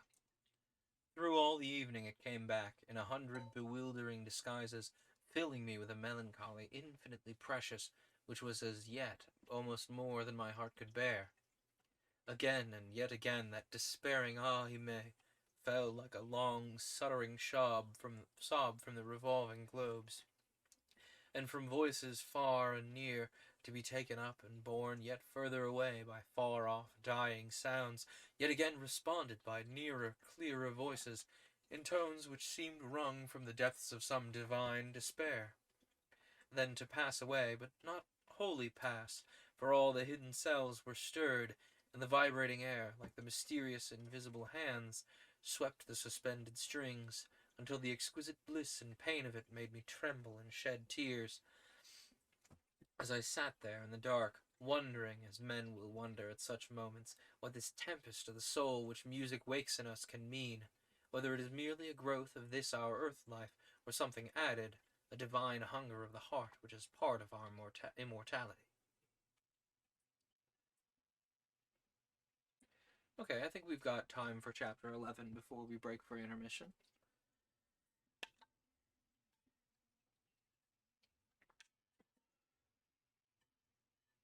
Let's dive back in to chapter 11. It seemed to me now that I had never really lived before, so sweet was this new life, so healthy and free from care and regret. The old life which I had lived in cities was less in my thoughts on each succeeding day. It came to me now like the memory of a repulsive dream, which I found I was only too glad to forget. How I never found that listless, worn-out, luxurious, do-nothing existence endurable seemed a greater mystery every morning, when I went forth to my appointed task in the fields of the workhouse. So natural and so pleasant did it now seem to labor with my own hands, and to eat my bread in the sweat of my face. If there was one kind of work I preferred above all others, it was wood-cutting, and as a great deal of timber was required at this season in particular, I was allowed to follow my own inclination. In the forest, a couple of miles from the house, several tough old giants, chiefly oak, chestnut, elm, and beech, had been marked out for destruction, in some cases because they'd been scorched and riven by lightnings and were an eyesore, in others because time had robbed them of their glory, withering their long, desolate arms, and bestowing on their crowns that lustreless, scanty foliage which was a mournful meaning, like the thin white hairs on the bowed head of a very old man. At this distance from the house I could freely indulge my propensity for singing, albeit in that coarser tone which had failed to win favor with my new friends. Among the trees, out of earshot of them all, I could shout aloud to my heart's content, rejoicing in the boisterous old English ballads, which, like John Peel's View Hello, might awaken the dead or the fox from his lair in the morning. Meanwhile, with the frantic energy of a Gladstone out of office, I plied my axe, its echoing strokes making fit accompaniment to my strains, until for many yards about me the ground was littered with white and yellow chips. Then, exhausted with my efforts, I would sit down to rest and eat my simple midday fare, to admire myself in my deep green and chocolate working dress, and above everything, to think and dream of Yoletta. In my walks to and from the forest, I cast many a wistful look at a solitary flat-topped hill, almost a mountain in height, which stood 2 or 3 miles from the house, north of it, on the other side of the river. From its summit I felt sure that a very extensive view of the surrounding country might be had, and I often wished to pay this hill a visit. One afternoon, while taking my lesson in reading, I mentioned this desire to Yoletta. "Come then, let us go there now," she said, laying the tablets aside. I joyfully agreed. I'd never walked alone with her, nor, in fact, had I walked with her at all, since that first day when she had placed her hand in mine, and now we were so much nearer in heart to each other. She led me to a point, half a mile from the house, where the stream rushed noisily over its stony bed and formed numerous deep channels between the rocks, and one could cross over by jumping from rock to rock. Yoletta led the way, leaping airily from stone to stone, while I, anxious to escape a wetting, followed her with some caution. But when I was safe over, and thought our delightful walk was about to begin, she suddenly started off toward the hill at a swift pace, which quickly left me far behind. Finding that I could not overtake her, I shouted to her to wait for me. Then she stood still until I was within 3 or 4 yards of her, when off she fled like the wind once more. At length she reached the foot of the hill, and sat down there until I joined her. "For goodness' sake, Yoletta, let's behave like rational beings and walk quietly," I was beginning, when she went away again, dancing up the mountainside with a tireless energy that amazed as well as exasperated for me. "Wait for me once more," I screamed after her. Then, halfway up the side, she stopped and sat down on a stone. Now my chance has come, thought I, ready to make up for insufficient speed and wind by superior cunning, which could make a sequel. I will go quietly up and catch her napping, and hold her fast by the arm until the walk's finished. So far it's been nothing but a mad chase. Slowly I toiled on, then when I got near her and was just about to execute my plan, she started nimbly away with a merry laugh, and never paused again until the summit was reached. Thoroughly tired and beaten, I sat down to rest, but presently, looking up, I saw her at the top, standing motionless on a stone, looking like a statue outlined against the clear blue sky. Once more I got up and pressed on till I reached her, then sank down on the grass, overcome with fatigue. "When you ask me to walk again, Yoletta, I shall not move unless I have a rope round your waist to pull you back when you try to rush off in that mad fashion. You've knocked all the wind out of me, yet I was in pretty good trim." She laughed, and jumping to the ground, sat down at my side on the grass. I caught her hand and held it tight. "Now you shall not escape and run away again." "You may keep my hand. It has nothing to do up here." "May I put it to some useful purpose? May I do what I like with it?" "Yes, you may. There's no thorn in it now," she said with a smile. I kissed it many times on the back, the palm, the wrist, then bestowed a separate caress on each fingertip. "Why do you kiss my hand?" "Do you not know? Can you not guess? Because it is the sweetest thing I can kiss, except one other thing. Shall I tell you?" "My face? Why do you not kiss that?" "Oh, may I?" said I, drawing her to me as I kissed her soft cheek. "May I kiss the other cheek now?" She turned it to me, and when I had kissed it rapturously, I gazed into her eyes, which looked back, bright and unabashed, into mine. I think I made a slight mistake, Yoletta. What I meant to ask was, will you let me kiss you where I like, on your chin, for instance, or just where I like?" "Yes, but you're keeping me too long. Kiss me as many times as you like, and then let us admire the prospect." I drew her closer and kissed her mouth, not once or twice, but clinging to it with all the ardor of passion, as if my lips had become glued to hers. Suddenly she disengaged herself from me. "Why do you kiss my mouth in that violent way?" she exclaimed, her eyes sparkling, her cheeks flushed. "You seem like some hungry animal that wanted to devour me." That was, oddly enough, just how I felt. "Do you not know, sweetest, why I kiss you in that way? Because I love you." "I know you do, Smith. I can understand and appreciate your love without having my lips bruised." "And do you love me, Yoletta?" "Yes, certainly. Did you not know that?" "And is it not sweet to kiss when you love? Do you know what love is, darling? Do you love me 1,000 times more than anyone else in the world?" "How extravagantly you talk! What strange things you say!" "Oh. Oh no, the package isn't there yet. It was supposed to show... Well, it has about 2 more hours to show up. Keep one eye on the tracking." Speaking of love, Falcon Araz there. Where was I? Yeah. Yes, dear, because love is strange, the strangest, sweetest thing in life. It comes once only to the heart, and the one person loved is infinitely more than all the others. Do you not understand that? Oh, no. What do you mean, Smith? Is there any other person dearer to your heart than I am? I love everyone in the house, some more than others. Those that are closely related to me I love most. Oh, please say no more. You love your people with one kind of love, but with me a different kind of love, is it not so? Is there... There is only one kind of love. Oh, you say that because you're a child yet and do not know. You're even younger than I thought, perhaps. How old are you, dear? 31 years old, she replied with the utmost gravity. Oh, Yoletta, what an awful cram. I beg your pardon for being so rude, but don't you think you can draw it in mild? 31, what a joke. Why, I'm an old fellow compared with you, and I'm not 22 yet. Do tell me what you mean, Yoletta. She was not listening to me, I saw.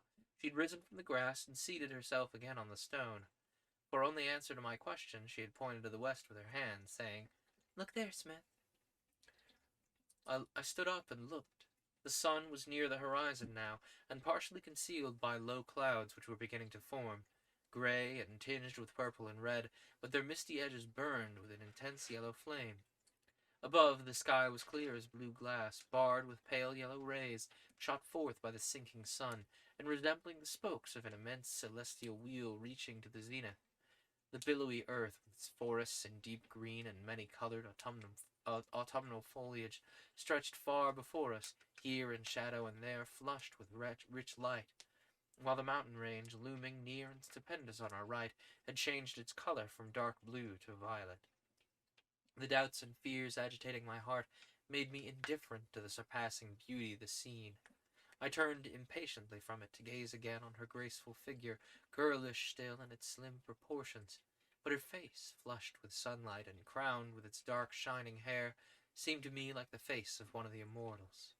The expression of rapt devotion on it made me silent, for it seemed as if she too had been touched by nature's magic, like earth and sky, and had been transfigured. And waiting for the mood to pass, I stood by her side, resting my hand on her knee. By and by she looked down and smiled. Then I returned to the subject of her age. Surely, Yoletta, you are only poking fun at me. Amusing yourself at my expense. You can't possibly be more than about 15 or 16 at the very outside. She smiled again and shook her head. Oh, I know. I can solve the riddle now. Your years are different, of course, like everything else in this latitude. A month is called a year with you, and that would make you, let me see. How much is 12 times 31? Oh, dang it, nearly 500, I should think. Oh, I am such a duffer at mental arithmetic. It's just the contrary. How many 12s in 31? About 2.5 in round numbers. That's absurd. You're not a baby. Oh, I have it. Your seasons are called years, of course. Why didn't I see it before? No, that would only make you 7.5. Oh, yes, I see it now. A year means 2 years, or two of your years, summer and winter, mean a year. That makes you just 16, exactly as I'd imagined. Is that not so? Oh, I had the character voice backward on that. Let's go back one. Oh, I know. I can solve the riddle now. Your years are different, of course, like everything else in this latitude. A month is called a year with you, and that would make you, let me see, how much is 12 times 31? Oh, dang it, nearly 500, I should think.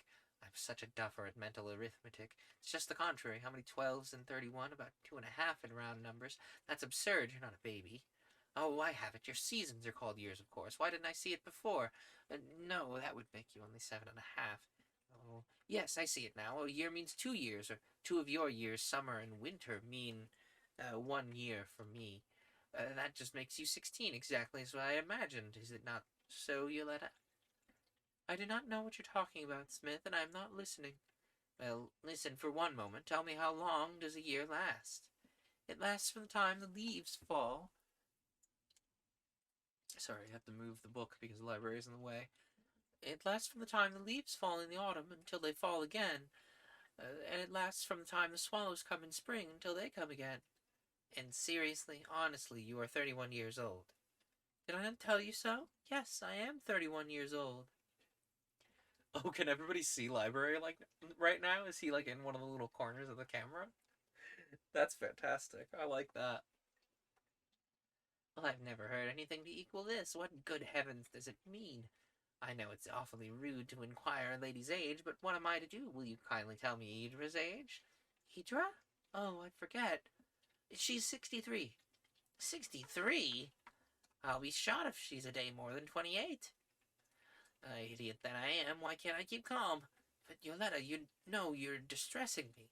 It almost frightens me to ask another question, but do tell me how old your father is. Oh, he's nearly 200 years old, 198, I think? Heavens on earth, I shall go stark staring mad. But I could say no more. Leaving her side, I sat down on a low stone at some distance, with a stunned feeling in my brain and something like despair in my heart. That she told me the truth I could no longer doubt for one moment. It was impossible for her crystal nature to be anything but truthful. The number of her years mattered nothing to me. The virgin sweetness of girlhood was on her lips, the freshness and glory of early youth on her forehead. The misery was that she had lived 31 years in the world and did not understand the words I had spoken to her, did not know what love or passion was. Would it always be so? Would my heart consume itself to ashes and kindle no fire in hers? It's true, he's big library doing big cleans. Yeah. Then, as I sat there, filling these despairing thoughts, she came down from her perch, and dropping on her knees before me, put her arms about my neck and gazed steadily into my face. Why are you troubled, Smith? Have I said anything to hurt you? Do you not know that you've offended me? Have I? Oh, said she. Why are you troubled, Smith? Have I said anything to hurt you? Do you not know that you've offended me? Have I? Tell me how. Uh, Wait. Sorry, I'm losing track of who's speaking here. Have I? Tell me how, dearest Yoletta. By asking questions and saying wild, meaningless things while I sat there watching the setting sun. It troubled me and spoiled my pleasure, but I will forgive you, Smith, because I love you. Do you not think I love you enough? You're very dear to me, dearer every day. And drawing down my face, she kissed my lips. Darling, you make me happy again. For if your love increases every day, the time will perhaps come when you understand me and be all that I wish. What is it that you wish? That you should become mine, mine alone, wholly mine. Give yourself to me, body and soul. She continued gazing up into my eyes. In a sense, we do, I suppose, give ourselves, body and soul, to those we love.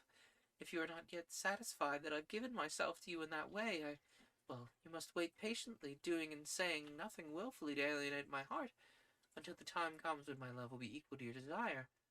Come on, then, she added, and rising, pulled me up by the hand. Silently and somewhat pensively, we started hand in hand on our walk down the hill. Presently, she dropped on her knees, and opening the grass with her hands, displayed a small, slender bud on her round, smooth stem, springing without leaves from the soil. You see this? She said, looking up at me with a bright smile. Yes, I see a bud, but I do not know anything more about it. Oh, Smith, do you not know that it's a rainbow lily? And rising, she took my hand and walked on again. A rainbow lily? By and by, in a few days, it'll be in the fullest bloom. The earth will be covered with its glory. It's so late in the season, Yoletta. Spring's the time to see the earth covered with glory of flowers. There's nothing to equal the rainbow lily, which comes when most flowers are dead, or have their bright colors tarnished. Have you lived in the moon, Smith, that I have to tell you these things? No, dear, but in that island where all things, including flowers, were different. Yes. Tell me about the island. Now that island was an unfortunate subject, and I was not prepared to break the resolution I had made of prudently holding my tongue about its peculiar institutions. Oh, I can see how you all saw library now. He was right in the ledge there. How can I tell you? How could you imagine it if I were to tell you? I said, evading the question. You've seen the heavens black with tempests, and felt the lightnings blinding your eyes, and have heard the crash of thunder. Could you imagine all that if you'd never witnessed it and I described it to you? No. Then it'd be useless to tell you. Tell me about the rainbow lilies. I'm a great lover of flowers. Are you? Is it strange that you should have a taste common to all human beings? She returned with a pretty smile. But it's easier to ask questions than to answer them. If you had never seen the sun setting in glory or the midnight sky shining with myriads of stars, could you imagine these things if I described them to you? No, that word is an echo, Smith. You must wait for the earth to bring forth her rainbow lilies and the heart its love. With or without flowers, the world's a paradise to me with you at my side, Yoletta. Oh, if you'll be my Eve. How sweet it is to walk hand in hand with you in the twilight. But it was not so nice when we were scuttling from you like a wild rabbit. I'm glad that you do walk sometimes. Yes, sometimes, on solemn occasions. Yes, tell me about those solemn occasions. This is not one of them, she replied, suddenly withdrawing her hand from mine, and with a ringing laugh she sped from me, bounding down the hillside with the speed and grace of a gazelle. I instantly gave chase, but it was a very vain chase, although I put forth all my powers. Occasionally she'd drop on her knees to admire some wild flower or search for a lily bud, and whenever she came to a large stone she would spring onto it and stand for some time motionless, gazing at the rich hues of the afterglow. But always at my approach she would spring lightly away, escaping from me as easily as a wild bird. Tired with running, I at last gave up the hunt, and walked soberly home by myself, wondering whether that conversation on the summit of the hill, and all the curious information I had gathered from it, should make me the most miserable or the most happy being upon the earth. Okay, I think this is a good time for an intermission. Let's see if I can manage to get the intermission to work with library very directly in the way here. Okay. We shall see. Oh. We did not, in fact, get that to work. We sort of did, but we didn't. There was a cat in the way. We will be right back. I'm gonna grab some water. Definitely gonna get up and stretch and walk around since I've been sitting the whole time. Take any meds that you have. If it is med time for you, here's your reminder. Pet your pets for me. Drop by the Discord if you can to show me that you've petted your pets, because I love to see everyone's pets. We'll be back in at most 15 minutes. I will have a timer on my phone, and I am working on a little timer to show for 15 minutes on the screen. I'm just being very particular about it is all. So we'll be back in about 15 minutes. Nobody panic.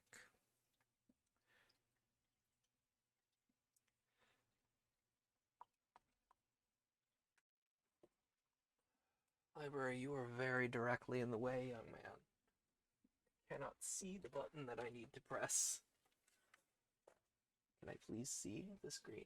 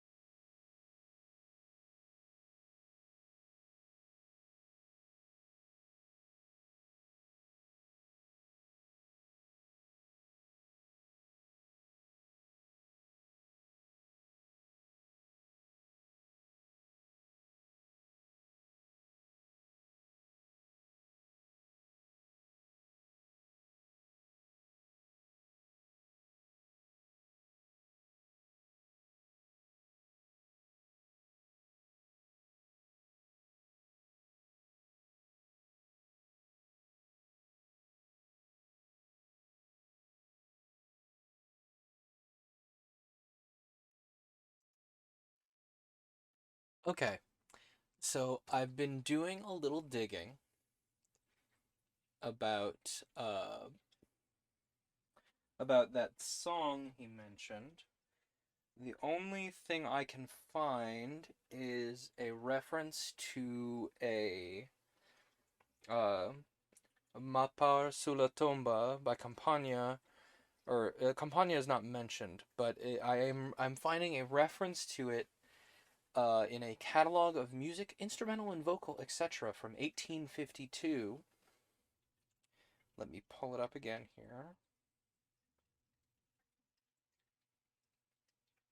If I search it in this book, in an index on page,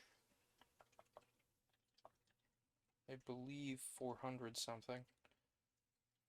Yeah, in an index or in an appendix index here, there is a reference to a Mapar sulla tomba Malinconia Romanza by Campagna, and it is mentioned to be on page 16. Uh, Here you would still see BRB. That is on purpose. We're not done being right back. It's been 15 minutes. uh, but I found that in this book, and I'm thinking because it is searchable, I may be able to just pull this book up and find it, but not in the 15 minutes we had for intermission there. Don't worry, I just have some water heating up, and I think that's. You don't particularly want to see me sitting here waiting for water to boil, do you? um, but yeah, that's what I found so far. I can't. I typed it into YouTube as well, and I found a couple of like operatic singers singing something that is not, I don't think, the same. I mean, it's Pavarotti, so it's clearly competent singing, but I don't believe it's the piece we're looking for. I will keep digging on that and see if I can find something more about this piece. It's clearly like a you know, it's clearly something kind of melancholic if it's bringing to mind like, a funerary dirge of people walking. Uh, but we'll see if I can dig it up any further. I am growing more and more impatient with this water. Come on, you can do it. You can boil. I believe in you, little water. I'm gonna actually keep digging. I'll keep talking, but I'm gonna keep digging while we wait for the water here. So let's see if we can get to page 16 on this book here. Can I look for a specific page? Like, is that allowed? Contents. Instructions for singing solfege, English songs in alphabetical order. Research. Ah, here's an index. Italian vocal music arranged in alphabetical order. German and Swiss songs. Not quite what I'm looking for here.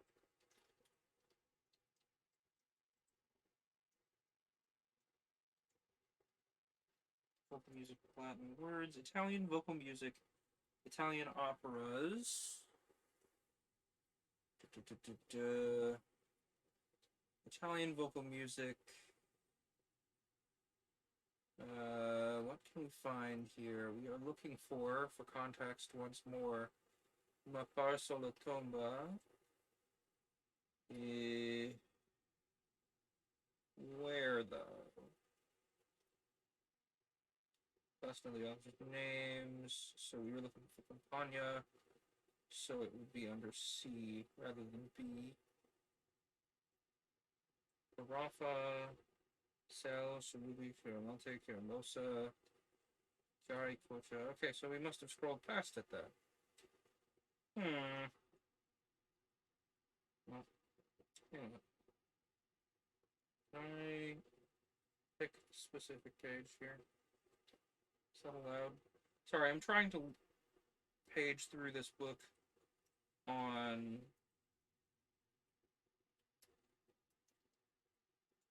like my phone, but can I just like Yeah, give me the EPUB for this book, please. That will be easier for me to do. I have to. Oh, cool! I can't open that on my phone. I could just send it to the screen and we could start digging there. That's actually not a horrible idea. Maybe. I'll open it in PDF first to see if it has what we need. If it has what we need, I will happily open it over here. Or I will open it on the screen so you all can see. We need... Oh, this is only a part of the book. None of the music is... None of the music is published. These are just the indexes. Fascinating. Well then, library, don't eat that. Yeah, I love you. Don't eat the little cables. The cables will bite you, and then we'll both be sad. That's how it works, kitty. When was this book published? Can I not find it somewhere else? Catalog of vocal music published by Kramer, Beale and Company, Music Sellers to a Master, Her Majesty, number 201 Regent Street and 67 Conduit Street, London. This being part 2, suchly that it is vocal music. I don't know if this is accessible anywhere else. It looks old enough, but I'm also not an expert. I do not have expertise in that matter. Yeah, this seems to be just the indexes, the indexed lists here, and not the actual book. But it's specifically mentioned this Campagna piece being on page 16. Well, page 16 is not present in the scan that I have here. I'll dig further. I'll see once, because if it's anything like the piece that I found someone singing, I may be able to learn it. We'll see. I may be able to learn at least a fragment for you all to hear. Not, maybe for next week. Anyway, I think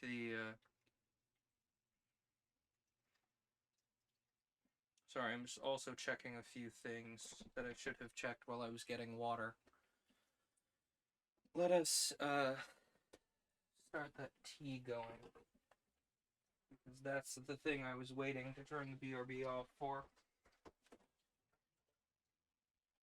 I do appreciate you double checking that is what I meant to be doing, though. Because that's an easy mistake to make.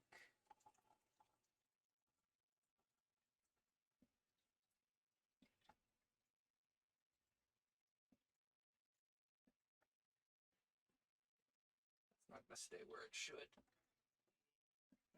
Prop it up.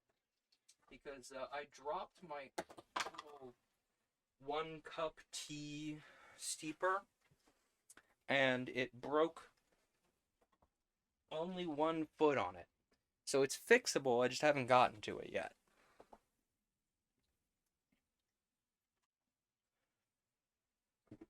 In the intervening 4 minutes, I believe we can see my lovely shining face once more. Right after I set that timer. So we can at least wait around with the camera on. Okay. Yeah, like I said, I will keep digging on that because I'm curious how this sounds, because it is clearly an Italian aria, and it is clearly, kind of, I would presume melancholic and funereal, in its description as the book goes, and I could make a few more educated guesses. It's like, oh yes, there was a specific word described as sighing, so to me that sounds like they're starting up somewhere high and then falling down. I could not improvise that, and that's why I did not try. It feels like it's going to be like a movement. It's like they jump up to this higher note and then fall down 2 or 3 and then jump back up over and over, is my guess. I'd like to say I'm well versed in that kind of thing, but really, my knowledge on the matter was limited to the repertoire that I did learn while I was still in very good singing shape. So,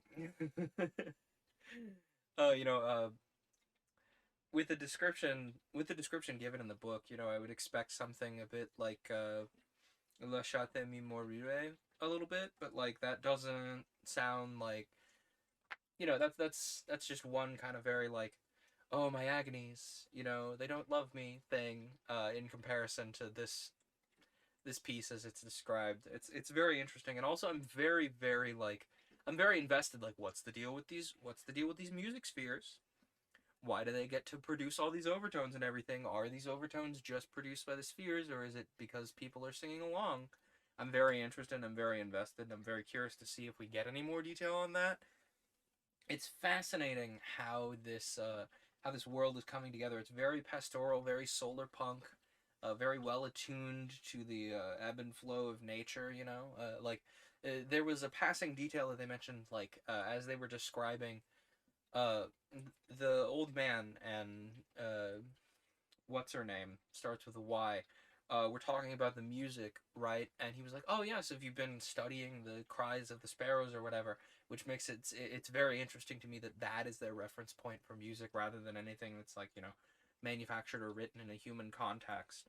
And then she goes, "Oh no, I've just been listening to something else," and then she pulls out this piece of an Italian aria that this man kind of threw at her, and I'm interested to see, like, you know, how the intermeshing of each era of society here continues.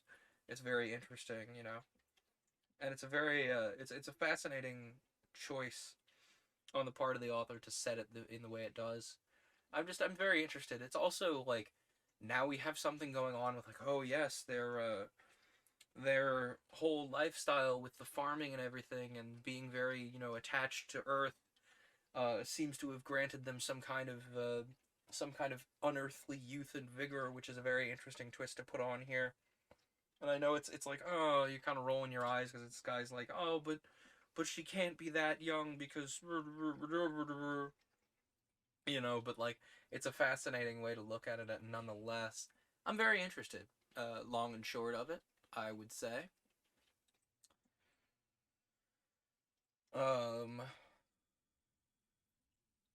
yeah, I don't know. That's my thoughts in a nutshell on the book so far. I'm very curious to see how this develops further. You know, and it's like, oh yeah, you know, there's that very different sense of like even this man feeling like he's a bit of a fish out of water. Like, oh, I was expecting to be, you know, garmented as a member of this house, but no, it's actually more so an aesthetic choice based upon like how you look, and so therefore how the rest of the fabric and everything will play off of you. Fascinating stuff at play here. There's a lot of little details that I'm like, ooh, are these going to resolve? Or are they just fun little world building points? What's going on? Neat. And like they have these like semi domesticated horse things and like the big dog, and like it's unclear whether he's committed some kind of faux pas by working the horses longer than they intended. Maybe they were meant to have little breaks in between or something. There's clearly like it's just slowly hinting at larger societal choices that I'm very interested to learn more about. And I'm very invested in this book. This this is far from the first time this has happened, but I'm definitely getting into a mindset of, oh man, am I sure I have to wait for next week to read this? Like, what's going on here? You know, a little bit of that, like, same thing where it's like, oh man, I finally like a book we're reading in English class, and now I gotta stop and wait. No, you know, it's a little bit of that. I'm like, oh, can I just pre-record a paper cuts to keep knowing to know what's going on to keep going? Which I was really getting that way with Dracula too. I was like, come on, I gotta stop here. But this has been really good so far. I was not sure how I was gonna feel about this one, and it has really outpaced my expectations. I was expecting it just kind of be a little bit of a snooze fest, like, oh yeah, You know, somebody's doing something in a genre that is now popular before the genre conventions are defined, and it's like, meh, meh, meh, it's not very good. You can see what they're going for, but they didn't quite make it. You know, which is also kind of what I was expecting with sometimes page limits stink. It's true. It's kind of what I was expecting with The Last Man, to be honest. I was expecting The Last Man to not be very good, and it did that Mary Shelley thing of it takes, like, the first third of the book just doing setup, and you're like, okay, all right, come on. And then it starts, like, really leaning in on its premise, and you're like, oh, nice things.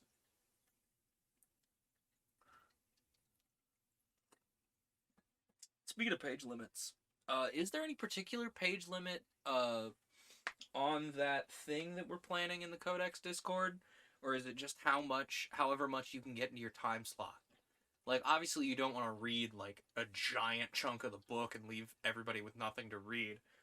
And like, maybe this is outlined in the rules that I didn't pay attention, but that is something I need to consider.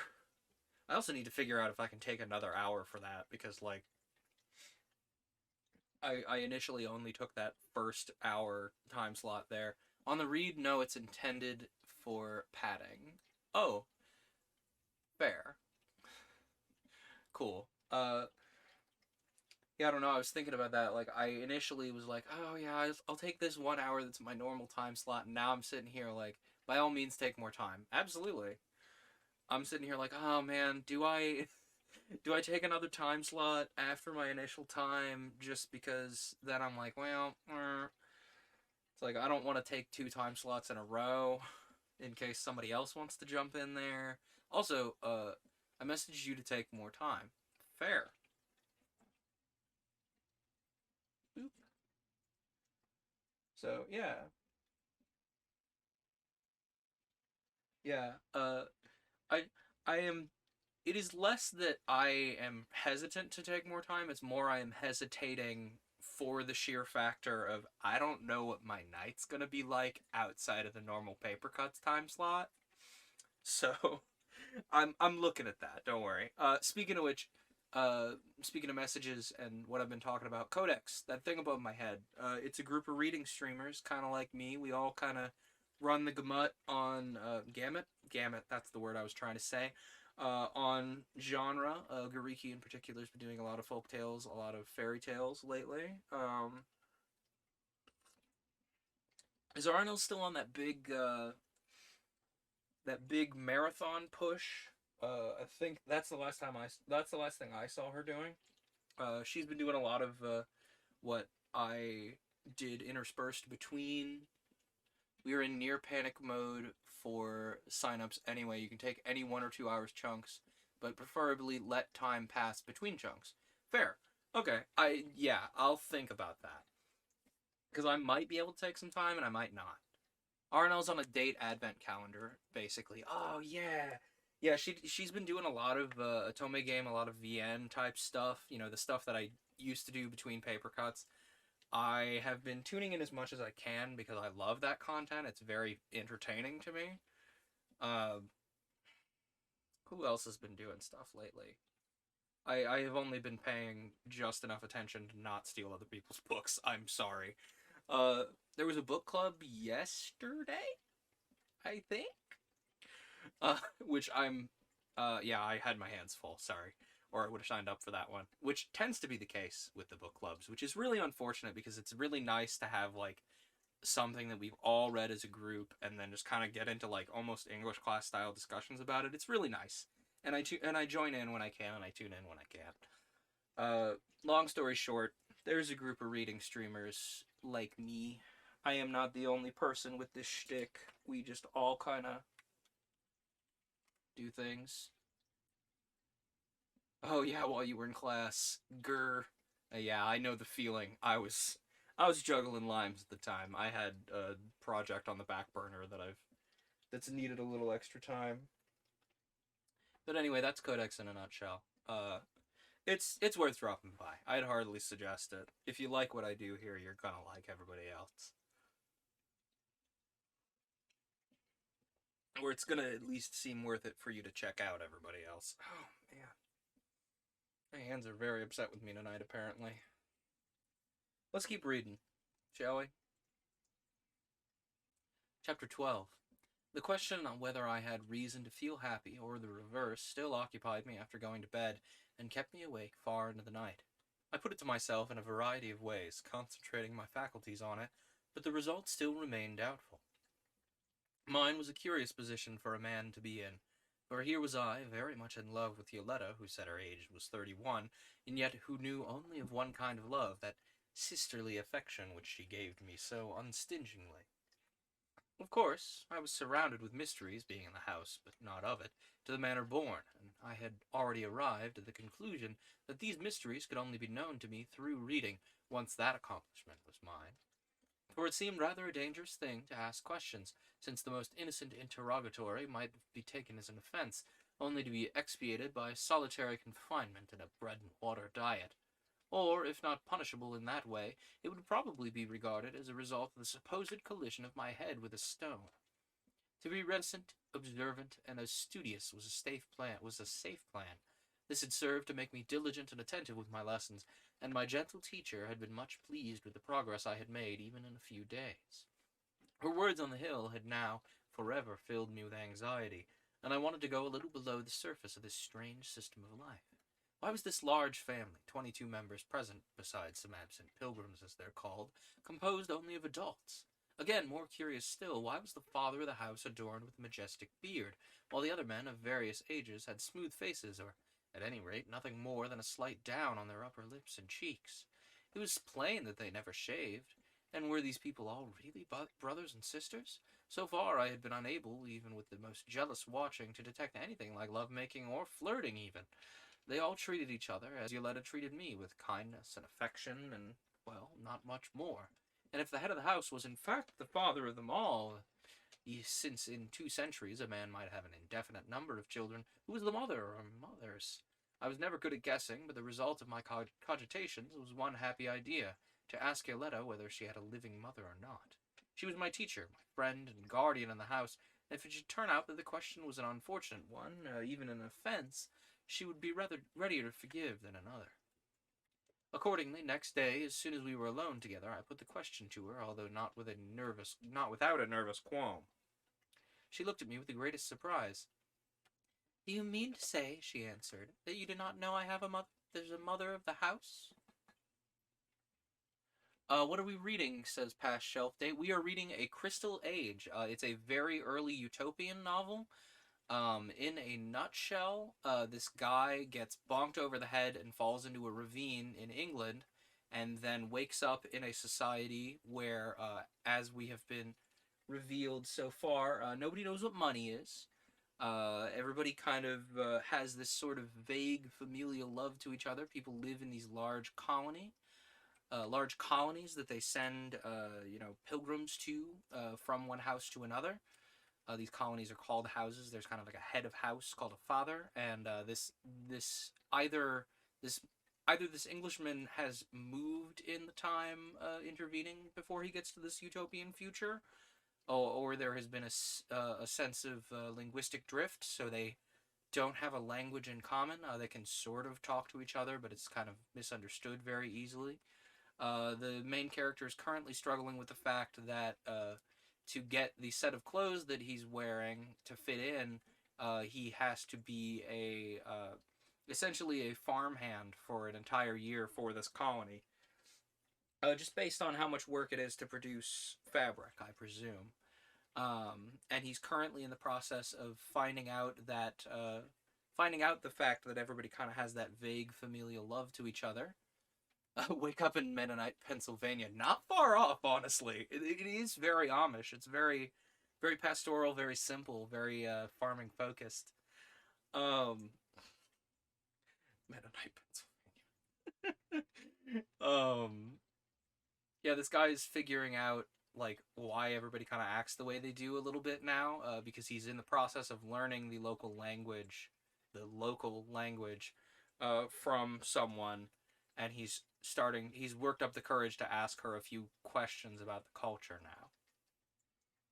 That's kind of in a nutshell what's going on. I've glossed over a lot of fun little details, but that's in a nutshell. Let's keep going, shall we?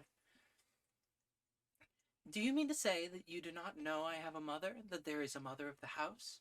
How should I know, Yoletta? I have not heard you address anyone as mother. Besides, how is one to know anything in a strange place unless he's told? How strange, then, that you never asked till now. There is a mother of the house, the mother of us all, of you, since you were made one of us, and it happens, too, that I am her daughter, her only child. You have not seen her because you've never been asked to be taken to her, and she's not among us because of her illness. For very long she has been afflicted with a malady from which she cannot recover, and for a whole year she has not left the mother's room. She spoke with her eyes cast down in a low and very sad voice. It was only too plain now that in my ignorance I'd been guilty of a grave breach of etiquette, or the laws of the house, and anxious to repair my faults in etiquette, also to know more of the one female in this mysterious community who had loved, or at all events had known marriage, I asked if I might see her. Yes, she answered with some hesitation, still standing with eyes cast down. Then, suddenly, bursting into tears, she exclaimed, "Oh, Smith, how could you be in the world and not know that there's a mother in every house? How could you travel and not know that when you enter a house, after greeting the father, you first of all should be taken to the mother to worship her and feel her hand on your head? Did you not see that we were astonished and grieved at your silence when you came? We waited in vain for you to speak." I was dumb with shame at her words. How well I remembered that first evening in the house, when I could not but see that something was expected of me, but never ventured to ask for enlightenment. Presently, recovering from her tears, she went from the room and left alone. I was more than ever filled with wonder at what she had told me. I had not imagined that she had come into the world without a mother. Nevertheless, the fact that this passionless girl, who had told me that there was only one kind of love, was the daughter of a woman actually living in the house, of whose existence I had never before heard, except in an indirect way which I failed to understand, seemed like a dream to me. Now I was about to see this hidden woman, and the interview would reveal something to me, for I would discover in her face and conversation whether she was in the same mystic state of mind as the others, which made them seem like the dwellers in some other better place than this poor, old, sinful, sorrowful world. My wishes, however, were not to be gratified, for presently Yoletta returned and said that her mother did not desire to see me then. She looked so distressed when she told me this, putting her arms around my neck as if to console me for disappointment, that I refrained from pressing her with questions, and for several days nothing more was spoken between us on the subject. At length, when one day our lesson was over, with an expression of mingled pleasure and anxiety on her face, she rose and took my hand, saying, "Come."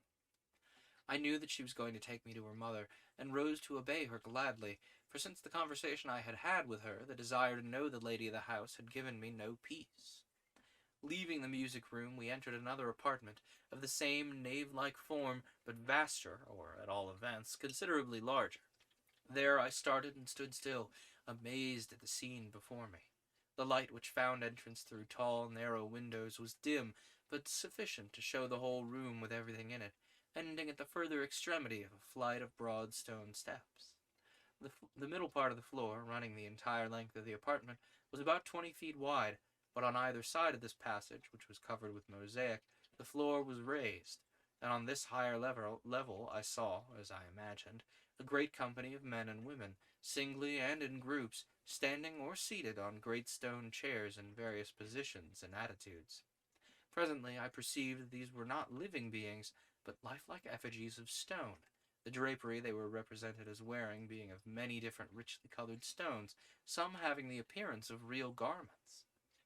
So natural did the hair look, that only when I ascended the steps and touched the head of one of the statues was I convinced that it was also of stone. Even more wonderful in their resemblance to life were the eyes, which seemed to return my half-fearful glances with a calm, questioning scrutiny I found it hard to endure. I hurried on after my guide without speaking, but when I got to the middle of that room, I paused involuntarily once more, so profoundly did one of the statues impress me. It was of a woman with a majestic figure and proud, beautiful face, with an abundance of silvery white hair. She sat, bending forward with her eyes fixed on mine as I advanced, one hand pressed to her bosom, while with the other she seemed in the act of throwing back her white, unbound tresses from her forehead. There was, I thought, a look of calm, unbending pride on the face, but on coming closer this expression disappeared, giving place to one so wistful and pleading, so charged with subtle pain that I stood gazing like one fascinated until Yoletta took my hand and drew me away. Still, in spite of the absorbing nature of the matter on which I was bound, that strange face continued to haunt me, and glancing up and down through the long array of calm-browed, beautiful women, I could see that no other was like it.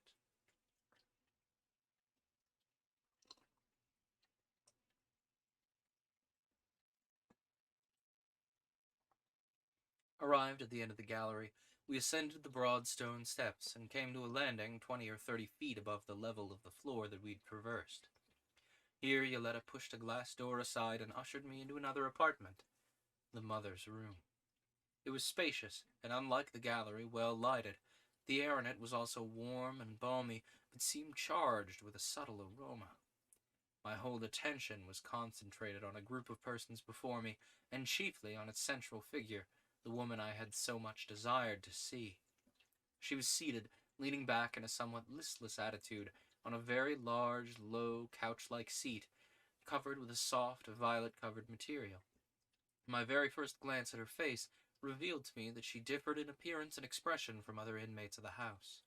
One reason was that she was extremely pale, and bore on her worn countenance the impress of long-continued suffering. But that was not all. She wore her hair, which fell unbound on her shoulders, longer than the others, and her eyes looked larger and of a deeper green. There was something wonderfully fascinating to me in that pale, suffering face, for in spite of suffering, it was beautiful and loving.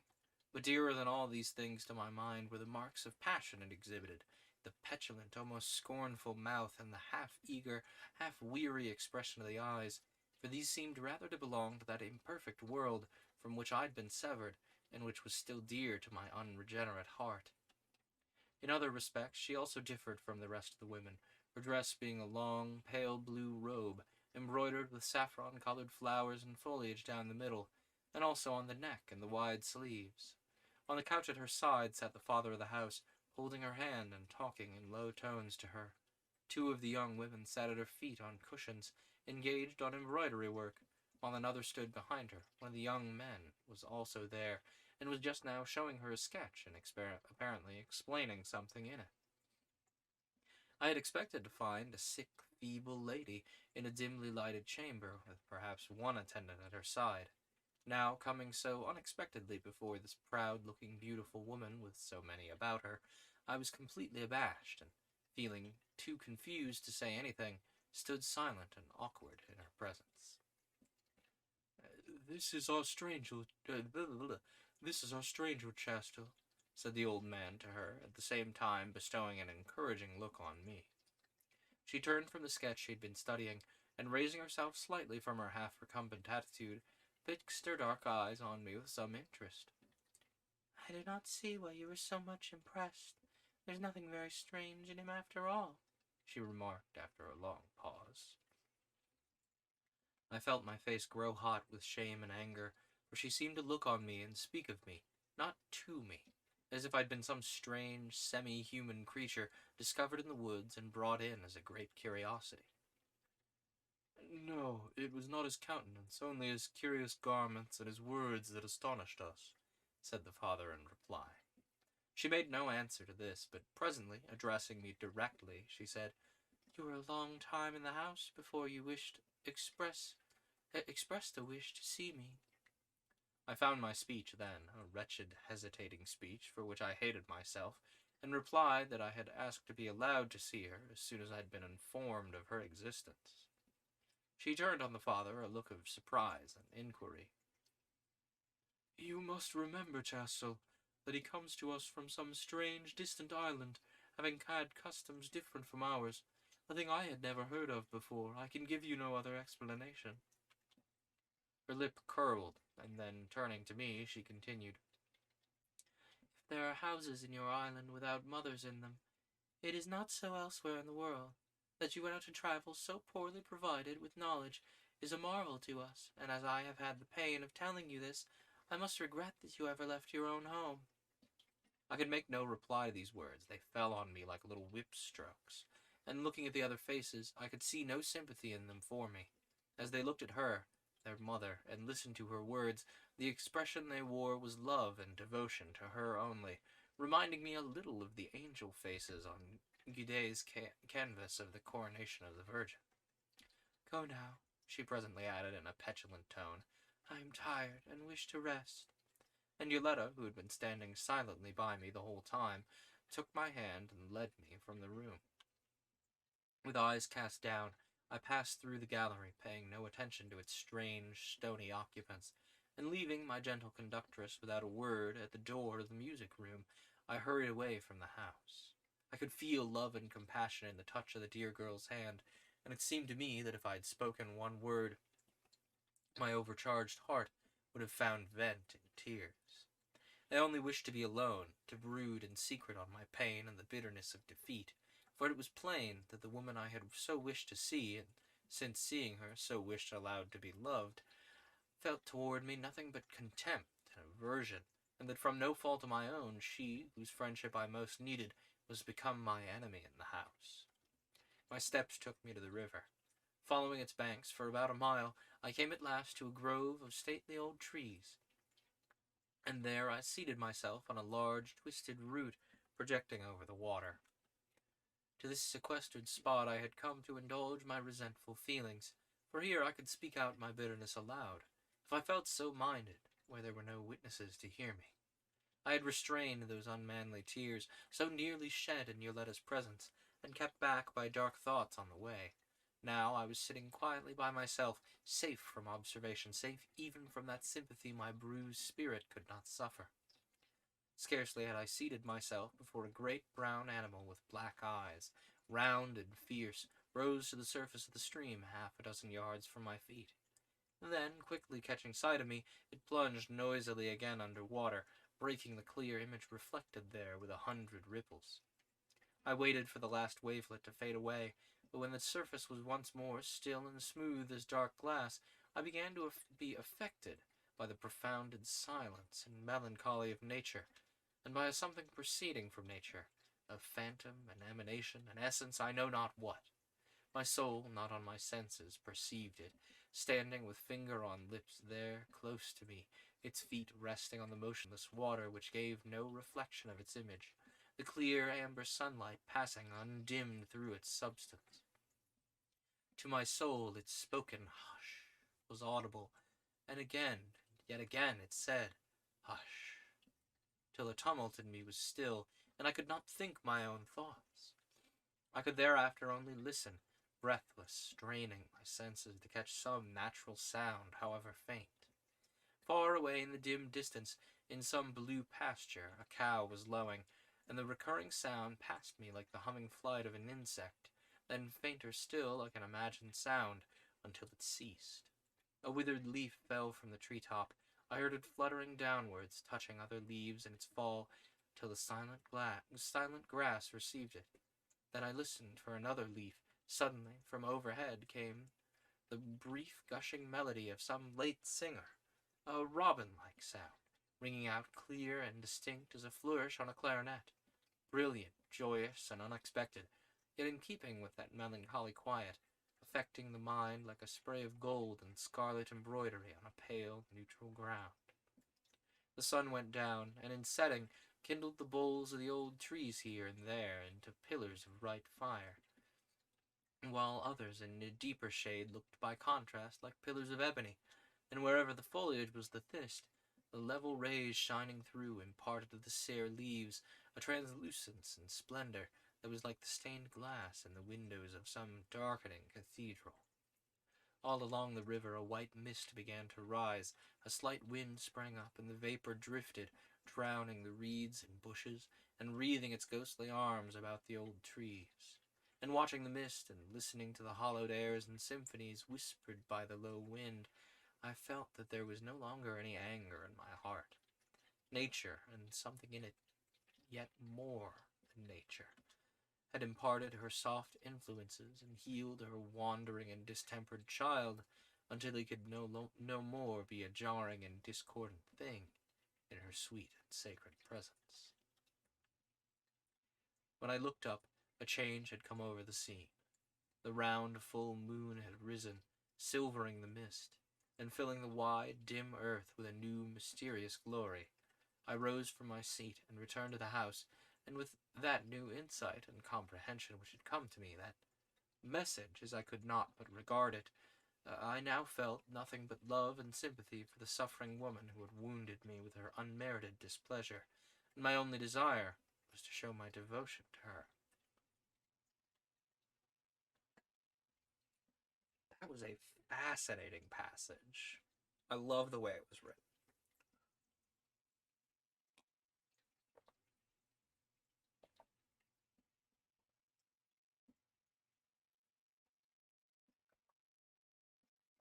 It definitely felt almost meditative, which is a fascinating experience to be described in a book of this age.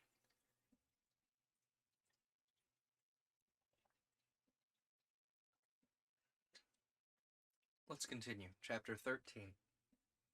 As I approached the building, soft strains floating far out into the night air became audible, and I knew that the sweet spirit of music to which they were all so devoted was present with them.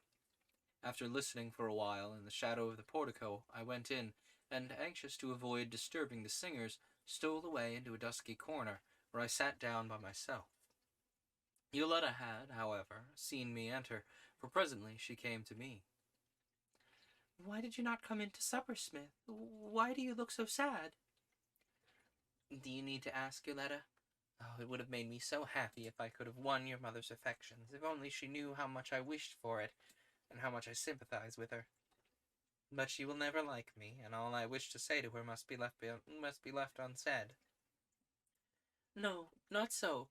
Come with me to her now. If you feel like that, she'll be kind to you. How should it be otherwise?"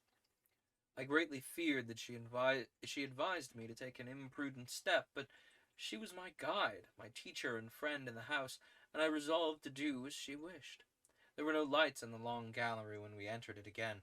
Only the white moonbeams coming through the tall windows here and there lit up a column or a group of statues, which threw long black shadows on the floor and the wall, giving the chamber a weird appearance.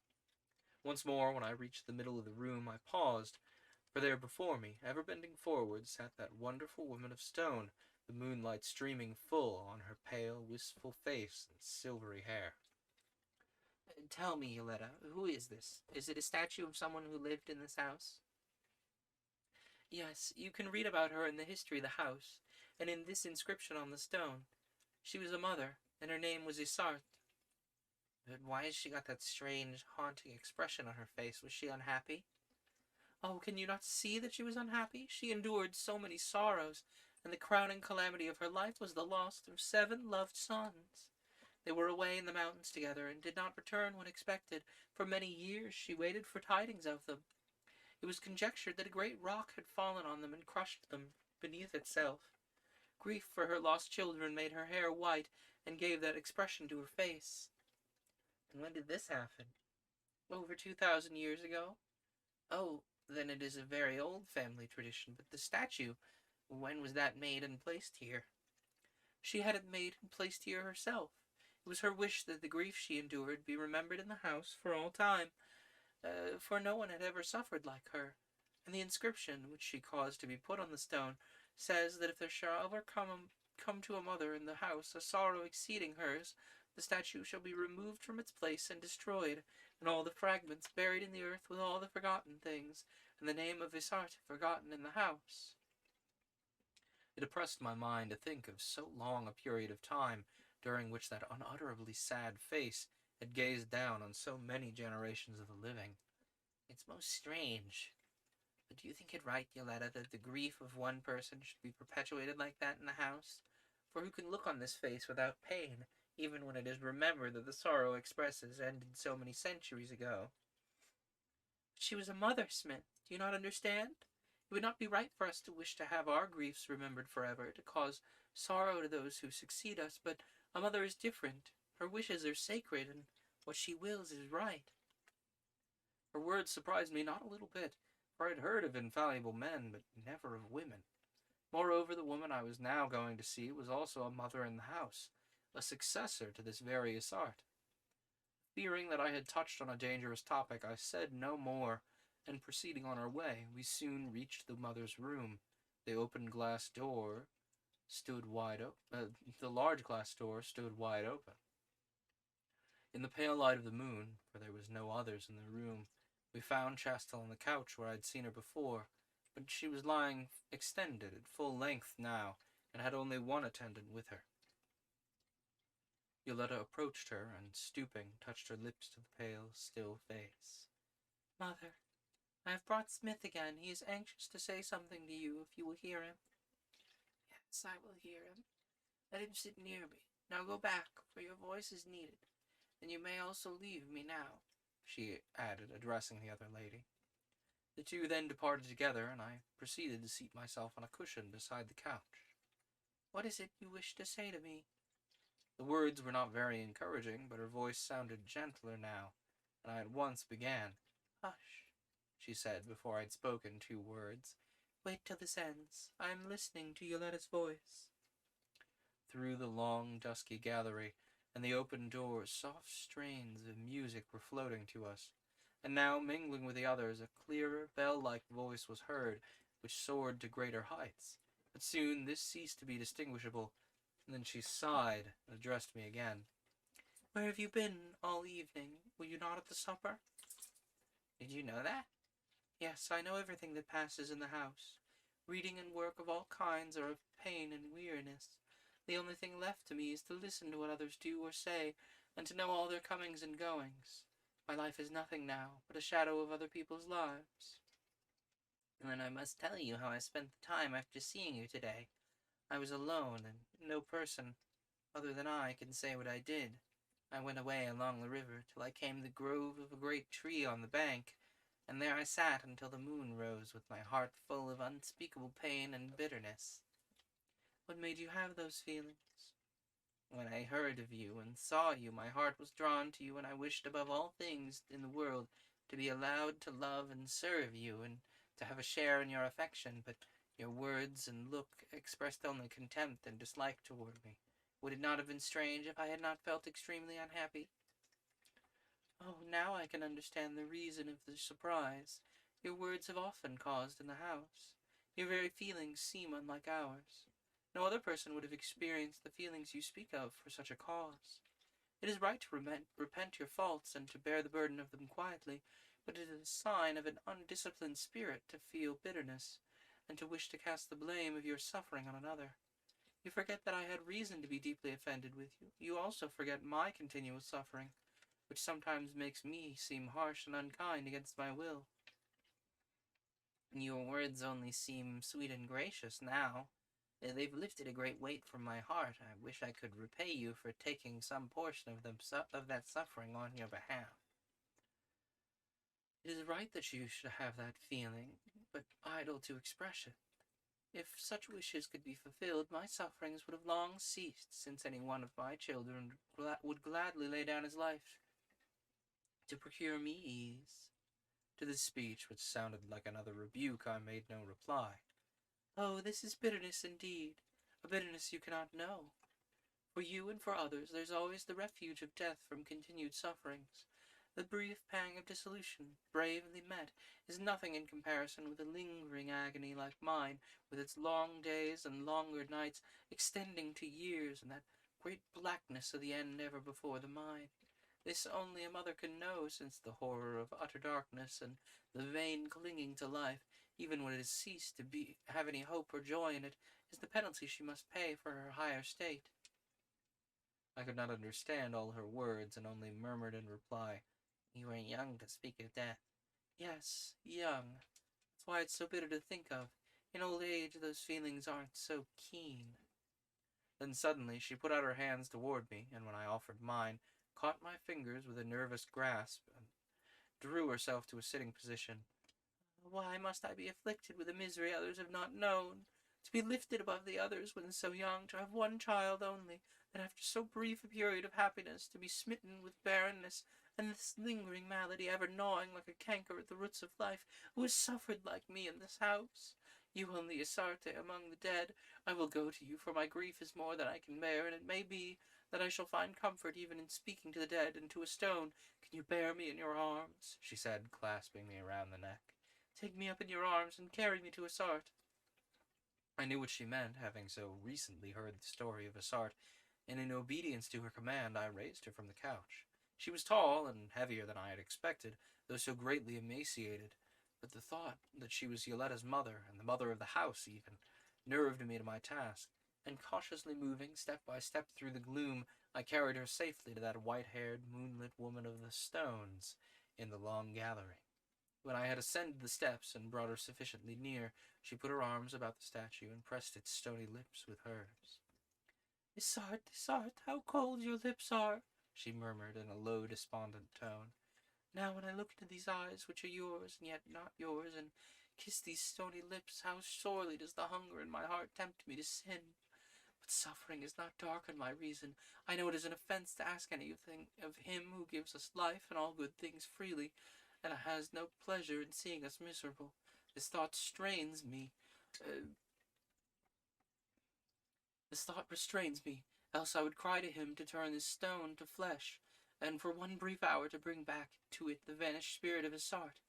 For there's no one living that can understand my pain, but you would understand it, and put my tired head against your chest, and cover me with your grief-whitened hair as of a mantle. For your pain was like mine, and exceeded mine, no soul could measure it. Therefore, in the hunger of your heart, you looked far off into the future, where someone could perhaps have a like affliction, and suffer without hope as you suffered, and measure your pain, and love your memory, and feel united with you, even over the gulf of long centuries of time. You would speak to me of it all, and tell me that the greatest grief was to go away into the darkness, leaving no one with your blood and your spirit to inherit the house. This is also my grief, Isarte, for I am barren and eaten up by death, and must go soon away to be where you are. When I am gone, the father of this house will take no other one to his bosom, for he is old, and his life is nearly complete. And in a little while he'll follow me, but with no pain and anguish like mine to cloud his serene spirit. And who will then inherit our place? Oh, my sister, how bitter to think of it! For then a stranger will be the mother of this house, and my one only child will sit at her feet, calling her mother, worshipping her with her hands, and loving and serving her with her heart." This is a story of an ideal community. I'm left wondering when this will turn into the Monty Python sketch, into which a room of self-made rich men try to top each other by relating stories of childhood hardship, each topping the ones before. I want to hug her and keep stuffing cookies in her mouth.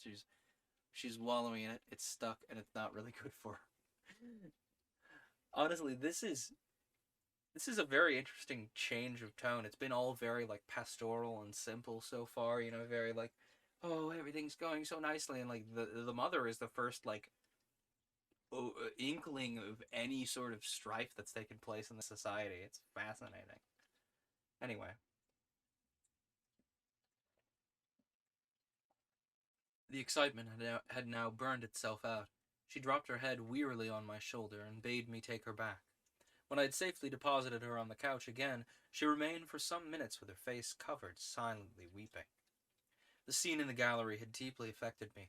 Now, however, while I sat by her, pondering over it, my mind reverted to that vanished world of sorrow and different social conditions in which I had lived, and where the lot of so many poor, suffering souls seemed to me so much more desolate than this of that unhappy lady who I had imagined much to console her. It seemed to me that the grief I had witnessed was somewhat morbid and overstrained, and thinking that it would perhaps divert her mind from brooding too much over her own troubles, I ventured, when she growed calm again, to tell her some of my own memories. I asked her to imagine a state of the world, that the human family, in which all the women were, in one sense, on an equality, all possessing the same capacity for suffering, and where all were, or would be, wives and mothers, without any mysterious remedy against lingering pain as she'd spoken of.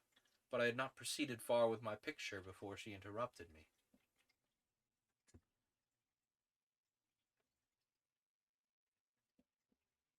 It's kind of Swiftian in its hatred of mankind's development, wishing to go back to older ways.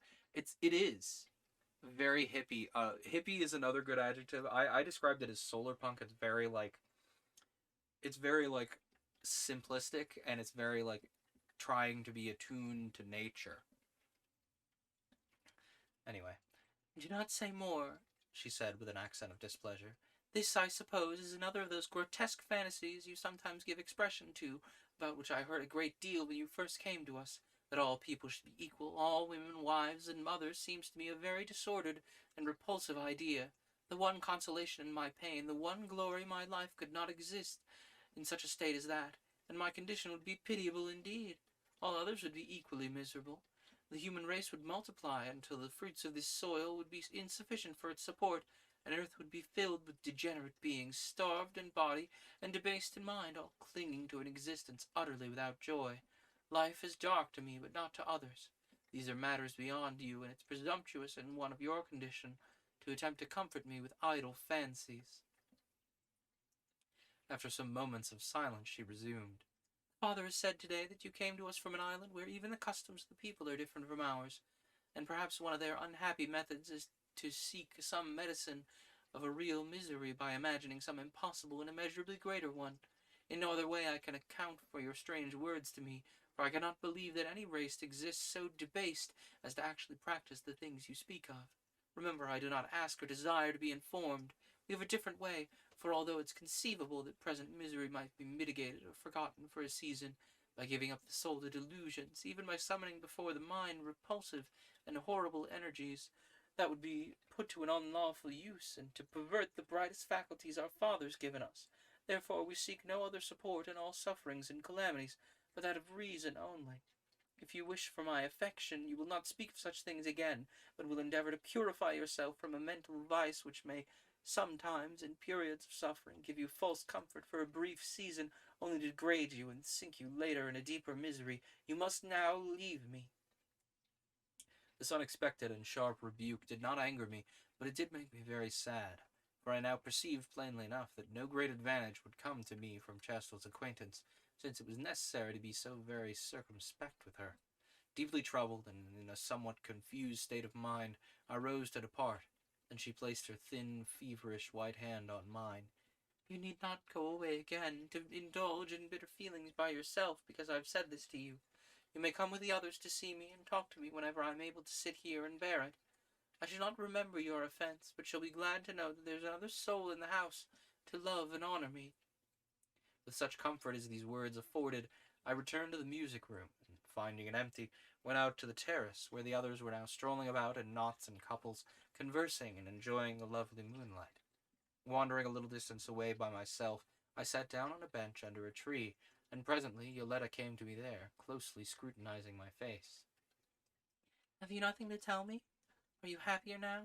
Yes, dearest, for I have been spoken to very kindly, and I should only have been happier if only... But I checked myself in time, and with no more to her about my conversation with the mother. To myself I said, oh, that island, why can't I forget its miserable customs, or at any rate stick to my own resolution to hold my tongue about them?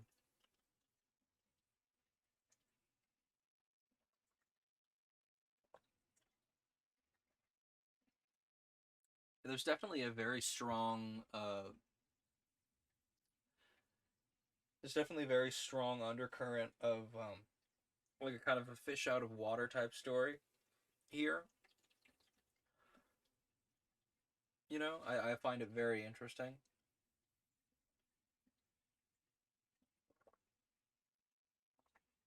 And much like most utopian stories, the more we learn about this utopian society, the more I go, ooh, are we sure we want to do it that way? You know? This has been very interesting. Let's dive into what's probably our last chapter of the night. Depending on how long it is, we might get to chapter 15, but let's start in on chapter 14 here, shall we?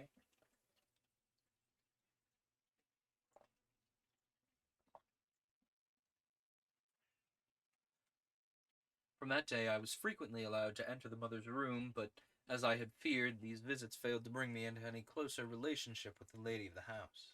She had indeed forgotten my offense. I was one of her children, sharing equally with the others in her impartial affection, and privileged to sit at her feet to relate to her the incidents of the day, or describe all I had seen, and sometimes to touch her thin white hand with my lips. But the distance separating us was not forgotten. At the two first interviews, she had taught me, once for all, that it was for me to love, honor, and serve her, and anything beyond that, any attempt to win her confidence, to enter into her thoughts, or make her understand my feelings and aspirations, was regarded as pure presumption on my part. The result was that I was less happy than I had been before knowing her. My naturally buoyant and hopeful temper became tinged with melancholy, and that vision of exquisite bliss in the future, which had floated before me, luring me on, now began to look pale and to seem further and further away. After my walk with Yoletta, if it can be called a walk, I began to look out for the rainbow lilies, and soon discovered that everywhere under the grass they were beginning to sprout from the soil. At first I found them in the moist valley of the river, but very soon they were equally abundant on the higher lands, and even on barren, stony places where they appeared latest. I felt very curious about these flowers, of which Yoletta had spoken so enthusiastically, and watched the slow growth of the long, slender buds from day to day with a considerable impatience. At length, in a moist hollow of the forest, I was delighted to find the full-blown flower. In shape it resembled a tulip, but it was more open, and the color a most vivid orange-yellow. It had a slight, delicate perfume, and was very pretty, with a peculiar waxy gloss on the thick petals. Still, I was rather disappointed, given the name of rainbow lily, and Yoletta's words had led me to expect a many-colored flower of surpassing beauty. I plucked the lily carefully, and was taking it home to present it to her, when all at once I remembered that only on one occasion had I seen flowers in her hands, and in the hands of others, and that's when they were burying their dead. They never wore a flower, nor had I ever seen one in the house, not even in that room where Chasta was kept a prisoner by her malady, and to where her greatest delight was to have nature in all its beauty and fragrance brought to her in the conversation of her children. The only flowers in the house were their illuminations, and those wrought in metal and carved in wood, and the immortal stony flowers of many brilliant hues in their mosaics. I began to fear that there was some superstition which made it seem wrong to them to gather flowers except for funeral ceremonies, and afraid of offending them from want of thought, I dropped the lily on the ground and said nothing about it to anyone. Then, before any more open lilies were found, an unexpected sorrow came to me. After changing my dress on returning from the fields one afternoon, I was taken to the hall of judgment, and at once jumped to the conclusion that I had again unwittingly fallen into disgrace. But upon arriving at the uncomfortable apartment, I perceived that this was not the case. Looking round at the assembled company, I missed Yoletta, and my heart sank in me, and I even wished that my first impression had proved correct. On the great stone table before which the father was seated lay an open folio, the leaf displayed being only illuminated at the top and inner margin. The colored part of the top, I noticed, was torn, the rent extending down to about the middle of the page. Presently the dear girl appeared, with tearful eyes and flushed face, and advancing hurriedly to the father, she stood before him with downcast eyes.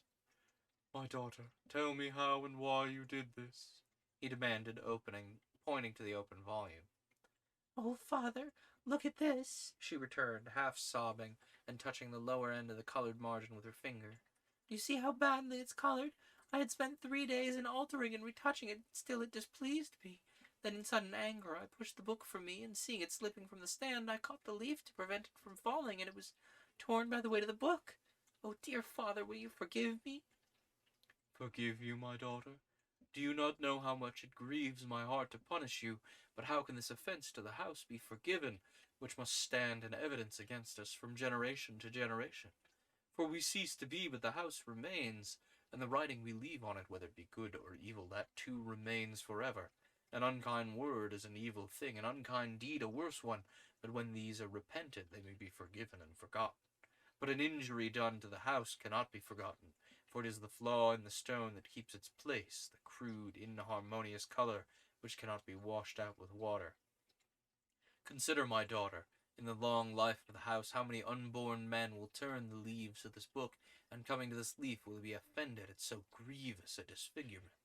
If we of this generation were destined to live forever, then it might be written on this page for a punishment and warning that Yoletta tore it in her anger. But we must pass away and be nothing to succeeding generations, and it would not be right that Yoletta's name should be remembered for the wrong she did to the house, and all she did for its good forgotten." A painful silence ensued then. Lifting her tear-stained face, she said, Oh, father, what must my punishment be? Dear child, it will be a light one, for we consider your youth and impulsive nature, and also the wrong that you did was partly the result of accident. For 30 days you must live apart from us, subsisting on bread and water, and holding intercourse with one person only, who will assist you with your work and provide you with all things necessary. This seemed to me a harsh, even cruel punishment for so trivial an offense, or accident rather, but she was not perhaps of the same mind, for she kissed his hand as if in gratitude for his leniency. Tell me, child, He said, putting his hand on her head and regarding her with misty eyes. who shall attend you in your seclusion? Petra. She murmured, and the other, coming forward, took her by the hand and led her away. I gazed eagerly after her as she retired, hungering for one more look from her dear eyes before that long separation, but they were filled with tears and bent on the floor, and in a moment she was gone from sight. The succeeding days were to me dreary beyond description. For the first time I became fully conscious of the strength of a passion which had now become a consuming fire in my breast, and could only end in utter misery, perhaps in destruction, or else in a degree of happiness no mortal had ever tasted before. I went about listlessly, like one on whom some heavy calamity has fallen. All interest in my work was lost, my food seemed tasteless, study and conversation had become a weariness, even in those divine concerts which fitly brought each tranquil day to its close. There was no charm now, since Yoletta's voice, which love had taught my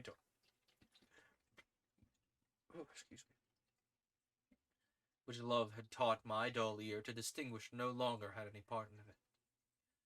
I was not allowed to enter the mother's room of an evening now, and the exclusion extended also to the others, Edra only excepted. For at this hour, when it was customary for the family to gather in the music room, Yoletta was taken from her lonely chamber to be with her mother. This was told to me, and I also elicited, by means of some roundabout questioning, that it was always in the mother's power to have any person undergoing punishment taken to her, she being, as it were, above the law.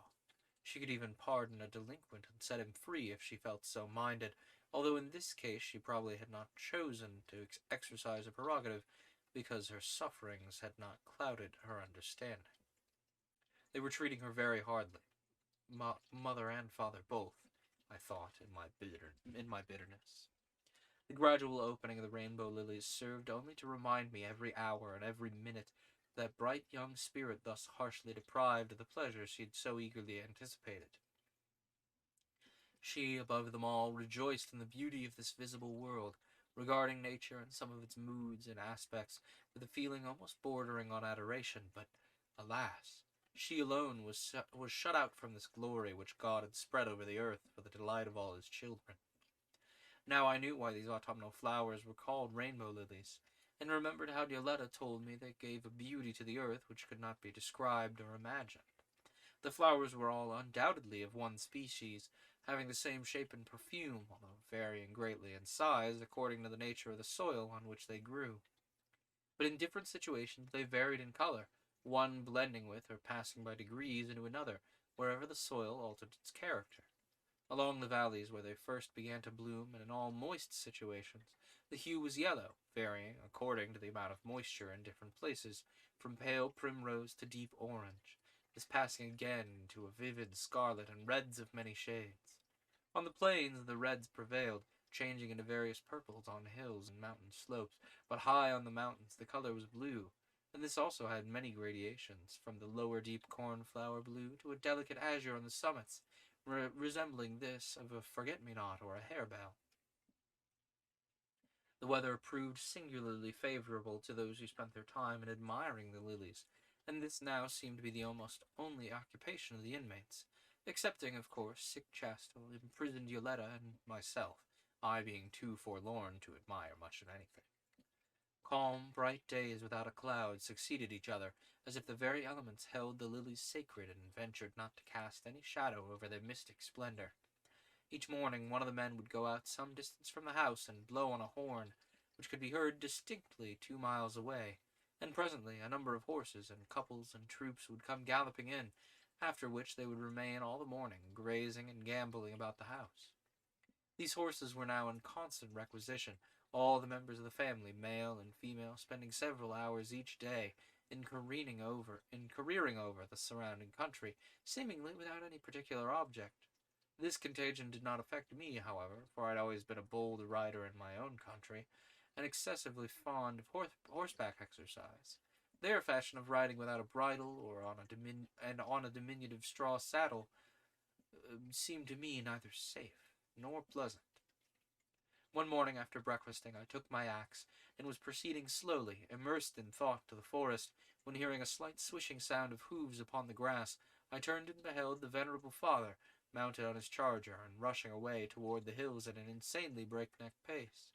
His long garment was gathered tightly around his spare form, his feet drawn up, and his head bent far forward, while the speed of the wind divided his beard, which flew out in two long streamers behind him. All at once he caught sight of me, and touching the animal's neck, swept gracefully round in narrowing circles, each circle bringing him nearer until he came to a stand at my side. Then his horse began rubbing his nose on my hand, its breath feeling like fire on my skin. Smith, if you cannot be happy unless you are laboring in the forest with your axe, you must proceed with your wood-cutting. But I confess it surprises me as much to see you going to work on a day like this, as it would to see you walking inverted on your hands and jangling your heels in the air. Why? Said I, surprised at his speech. If you do not know, I must tell you. At night we sleep, in the morning we bathe, we eat when we are hungry, converse when we feel inclined, and on most days labor a certain number of hours. But more than these things, which have a certain amount of pleasure in them, are the precious moments when nature reveals herself to us in all her beauty. We give ourselves wholly to her then, and she refreshes us. The splendor fades, but the wealth it brings to the soul remains to gladden us.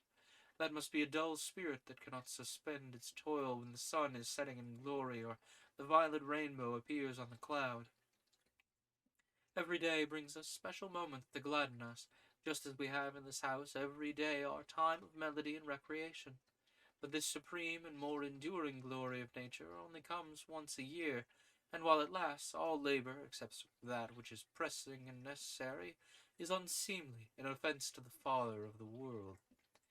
He paused, but I didn't know what to say in reply, so he resumed. My son, there are horses waiting for you, and unless you are more unlike us in mind than I ever imagined, you will now take one and ride to the hills where, owing to the absence of forests, the earth can now be seen at its best. I was about to thank him and turn back, but the thought of Yoletta, to whom each heavy day now seemed a year, oppressed my heart, and I continued standing motionless, with downcast eyes, wishing, yet fearing to speak. Why is your mind troubled, my son? Father, I answered, that word which I now ventured to use for the first time trembling from my lips. The beauty of the earth is very much to me, but I cannot help remembering that to Yoletta it is even more, and the thought takes away all my pleasure. The flowers will fade, and she will not see them. My son, I am glad to hear these words, he answered, somewhat to my surprise, for I had greatly feared that I had adopted too bold a course. For I see now that this seeming indifference, which gave me some pain, does not proceed from an incapacity on your part to feel as we do, but a tender love and compassion, that most precious of all our emotions, which will serve to draw you closer to us. I have also thought much of Yoletta during these beautiful days, grieving for her, and this morning I have allowed her to go out into the hills, so that during this day at least she will be able to share in our pleasures. Scarcely waiting for another word to be spoken, I flew back to the house, anxious enough for a ride now. The little straw saddle seemed now as comfortable as a couch, nor was the bridle missed, for nerved with that intense desire to find and speak to my love, I could have ridden securely on the slippery back of a giraffe, charging over rough ground with a pack of lions at its heels. Away I went at a speed never perhaps attained by any winner of the Derby, which made the shining hairs of my horse's mane whistle in the still air. Down valleys, up hills, flying like a bird over roaring burns, rocks and thorny bushes, never pausing until I was far away among those hills that the strange accident had befallen me, and from which I recovered to find the earth so changed.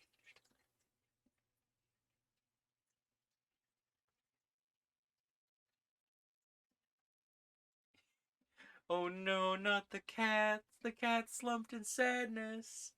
No! Speaking of cats, I have the stream tagged cat cam. Nobody forget library here. He's very sleepy.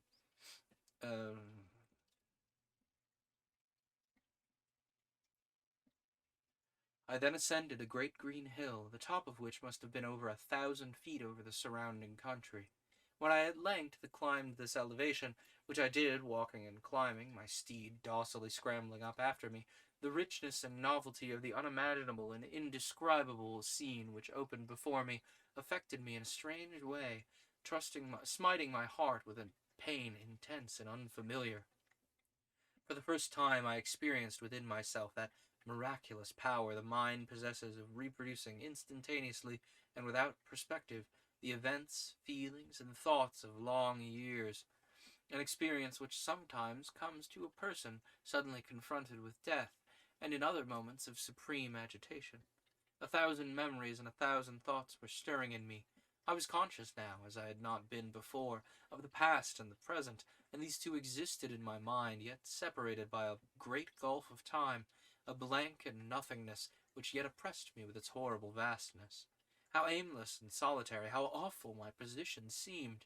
It was like that of one beneath whose feet the world suddenly crumbles into ash and dust, and is scattered throughout the inimitable void, while he survives, blown to some far planet with strange aspect, however beautiful, fills him with an undefinable terror.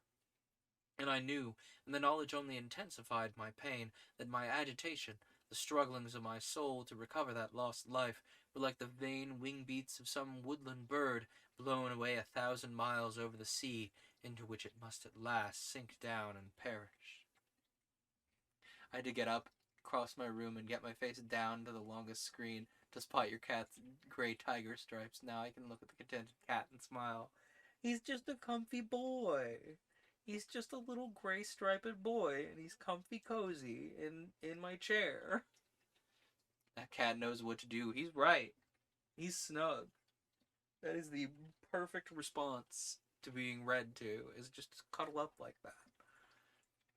Let's continue. Such a mental state cannot endure for more than a few moments, and passing away, it left me weary and despondent. With dull, joyless eyes, I continued gazing for upwards of an hour on this prospect below me, for I had now given up all hopes of seeing Yoletta, not yet having encountered a single person since starting for my ride. Where is Magnus? That's a good question. He's not up top. Oh, he's way in the back there. He's on the bed. I don't think we can see him in the frame. But he wandered through frame earlier. He was sitting on my lap for a good bit while I was reading. Magnus, for context, for those of you who don't know, is my other cat. He is a black cat, and he has so many brain cells to cause so many problems. I wish we had snow here. Instead, in Virginia, USA, in December, we have mosquitoes. Oh, don't I know the feeling? It is December 9th, and it rained yesterday. It rained yesterday. Mind you, I've lived in this town my whole life, where I'm at right now. It rained yesterday. When I was a kid, you could flip a coin and it'd be 50-50 if it would snow on Halloween. And now it's raining in December. I have opinions about that, but I'm going to keep one with myself. But yeah, Magnus is very comfy cozy on the heated blanket. You are correct, Raz. Where was I? Starting for my ride, that's where we were. All about me, the summit was dotted with small lilies of a delicate blue, but at a little distance the sober green of the grass became absorbed, as it were, in the brighter flower tints, and the neighboring summits all appeared of a pure cerulean hue. Lower down, this passed into the purples of the slopes and the reds of the plains, while the valleys fringed with scarlet were like rivers of crocus-colored fire. Distance and the light autumnal haze had a subduing and harmonizing effect on the sea of brilliant color, and further away on the immense horizon it all faded into the soft universal blue. Over this flowery paradise my eyes wandered restlessly, for my heart was restless in me, and had lost the power of pleasure. With a slight bitterness I recalled some of the words the father had spoken to me that morning. It was all very well, I thought, for this venerable grey beard to talk about refreshing the soul with a sight of all its beauty, but he seemed to lose sight of the important fact there was a considerable difference in our respective ages, that the raging hunger of one's heart, which he had doubtless experienced at one time of his life, was like bodily hunger, not to be appeased with the splendid sunsets, rainbows, and rainbow lilies, however beautiful they might seem to the eye. I'd mail you my snow, but its weight is too expensive. It's funny that snow weighs as much as it does because it's, it's 1 part water and like 3 or 4 parts air, but water's heavy. And so it compresses the air out of it as the snow gets more and more dense. It's fascinating, really. Presently, on a second and lower summit of the long mountain I had ascended, I caught sight of a person on horseback, standing motionless as a figure of stone. At that distance, the horse looked no bigger than a greyhound, yet so marvelously transparent was the mountain air that I distinctly recognized Yoletta and the rider. I started up and sprang joyfully into my own horse, and waving my hand to attract her attention, galloped recklessly down the slope. But when I approached the opposing summit, she was no longer there, not anywhere in sight, and it was as if the earth had opened and swallowed her whole. You're in a safe space. Decades ago, Lloyd's of London, hard-headed businessmen, paid out on an insurance policy covered damage to crops from global climate change. The only remaining honest arguments are when and how much. I appreciate that. I'm gonna keep my opinions about this in a box because, I think I have made. Let me rephrase. I think I have made my opinions clear about how upset I am that it rained yesterday. Okay, I think we are out of time for the evening, if I'm reading my little numbers on the bottom of the screen right here. So we will come back to chapter 15, and ideally the rest of the book next week. Let's find out how much is left in the book, actually. Table of contents. 1, 2, 3, 4, 5, 6. Yeah, there are 6 chapters left in the book, and we got through 6, 7, 8, 9. We got through 9 today, so it is very likely that we will be able to finish this book next week, and potentially hit up some short stories, depending on how long these remaining chapters are, but we will come back to this next week. Let's see, I've got things to promote. I have a Discord where you can come suggest books for me to read. Don't like what I'm reading? Fix it yourself. Show up to the Discord and say something in the Paper Cuts channel. I have a Twitter, even though Twitter is, slowly melting into a little puddle of Twitter-shaped goo. Most places, actually, generally, you can find me, Glacier_Nestor, and if they don't allow underscores, it's Glacier Nestor put together, because almost nowhere allows spaces. What else? I already said things about Codex. We've got a project in the works. I've been doing some TikToks lately, putting a lot of work into those TikToks. Oh yeah, don't worry, past shelf date. I will give your love to the cats. What else have I been doing? I've been working very hard trying to catch up on VODs. New episodes of the podcast come out tomorrow. The podcast is all the way back on Dracula. If you haven't been listening in real time, I heartily suggest going and listening to those Dracula episodes. I've been putting a lot of editing work into them to make them have a little bit more,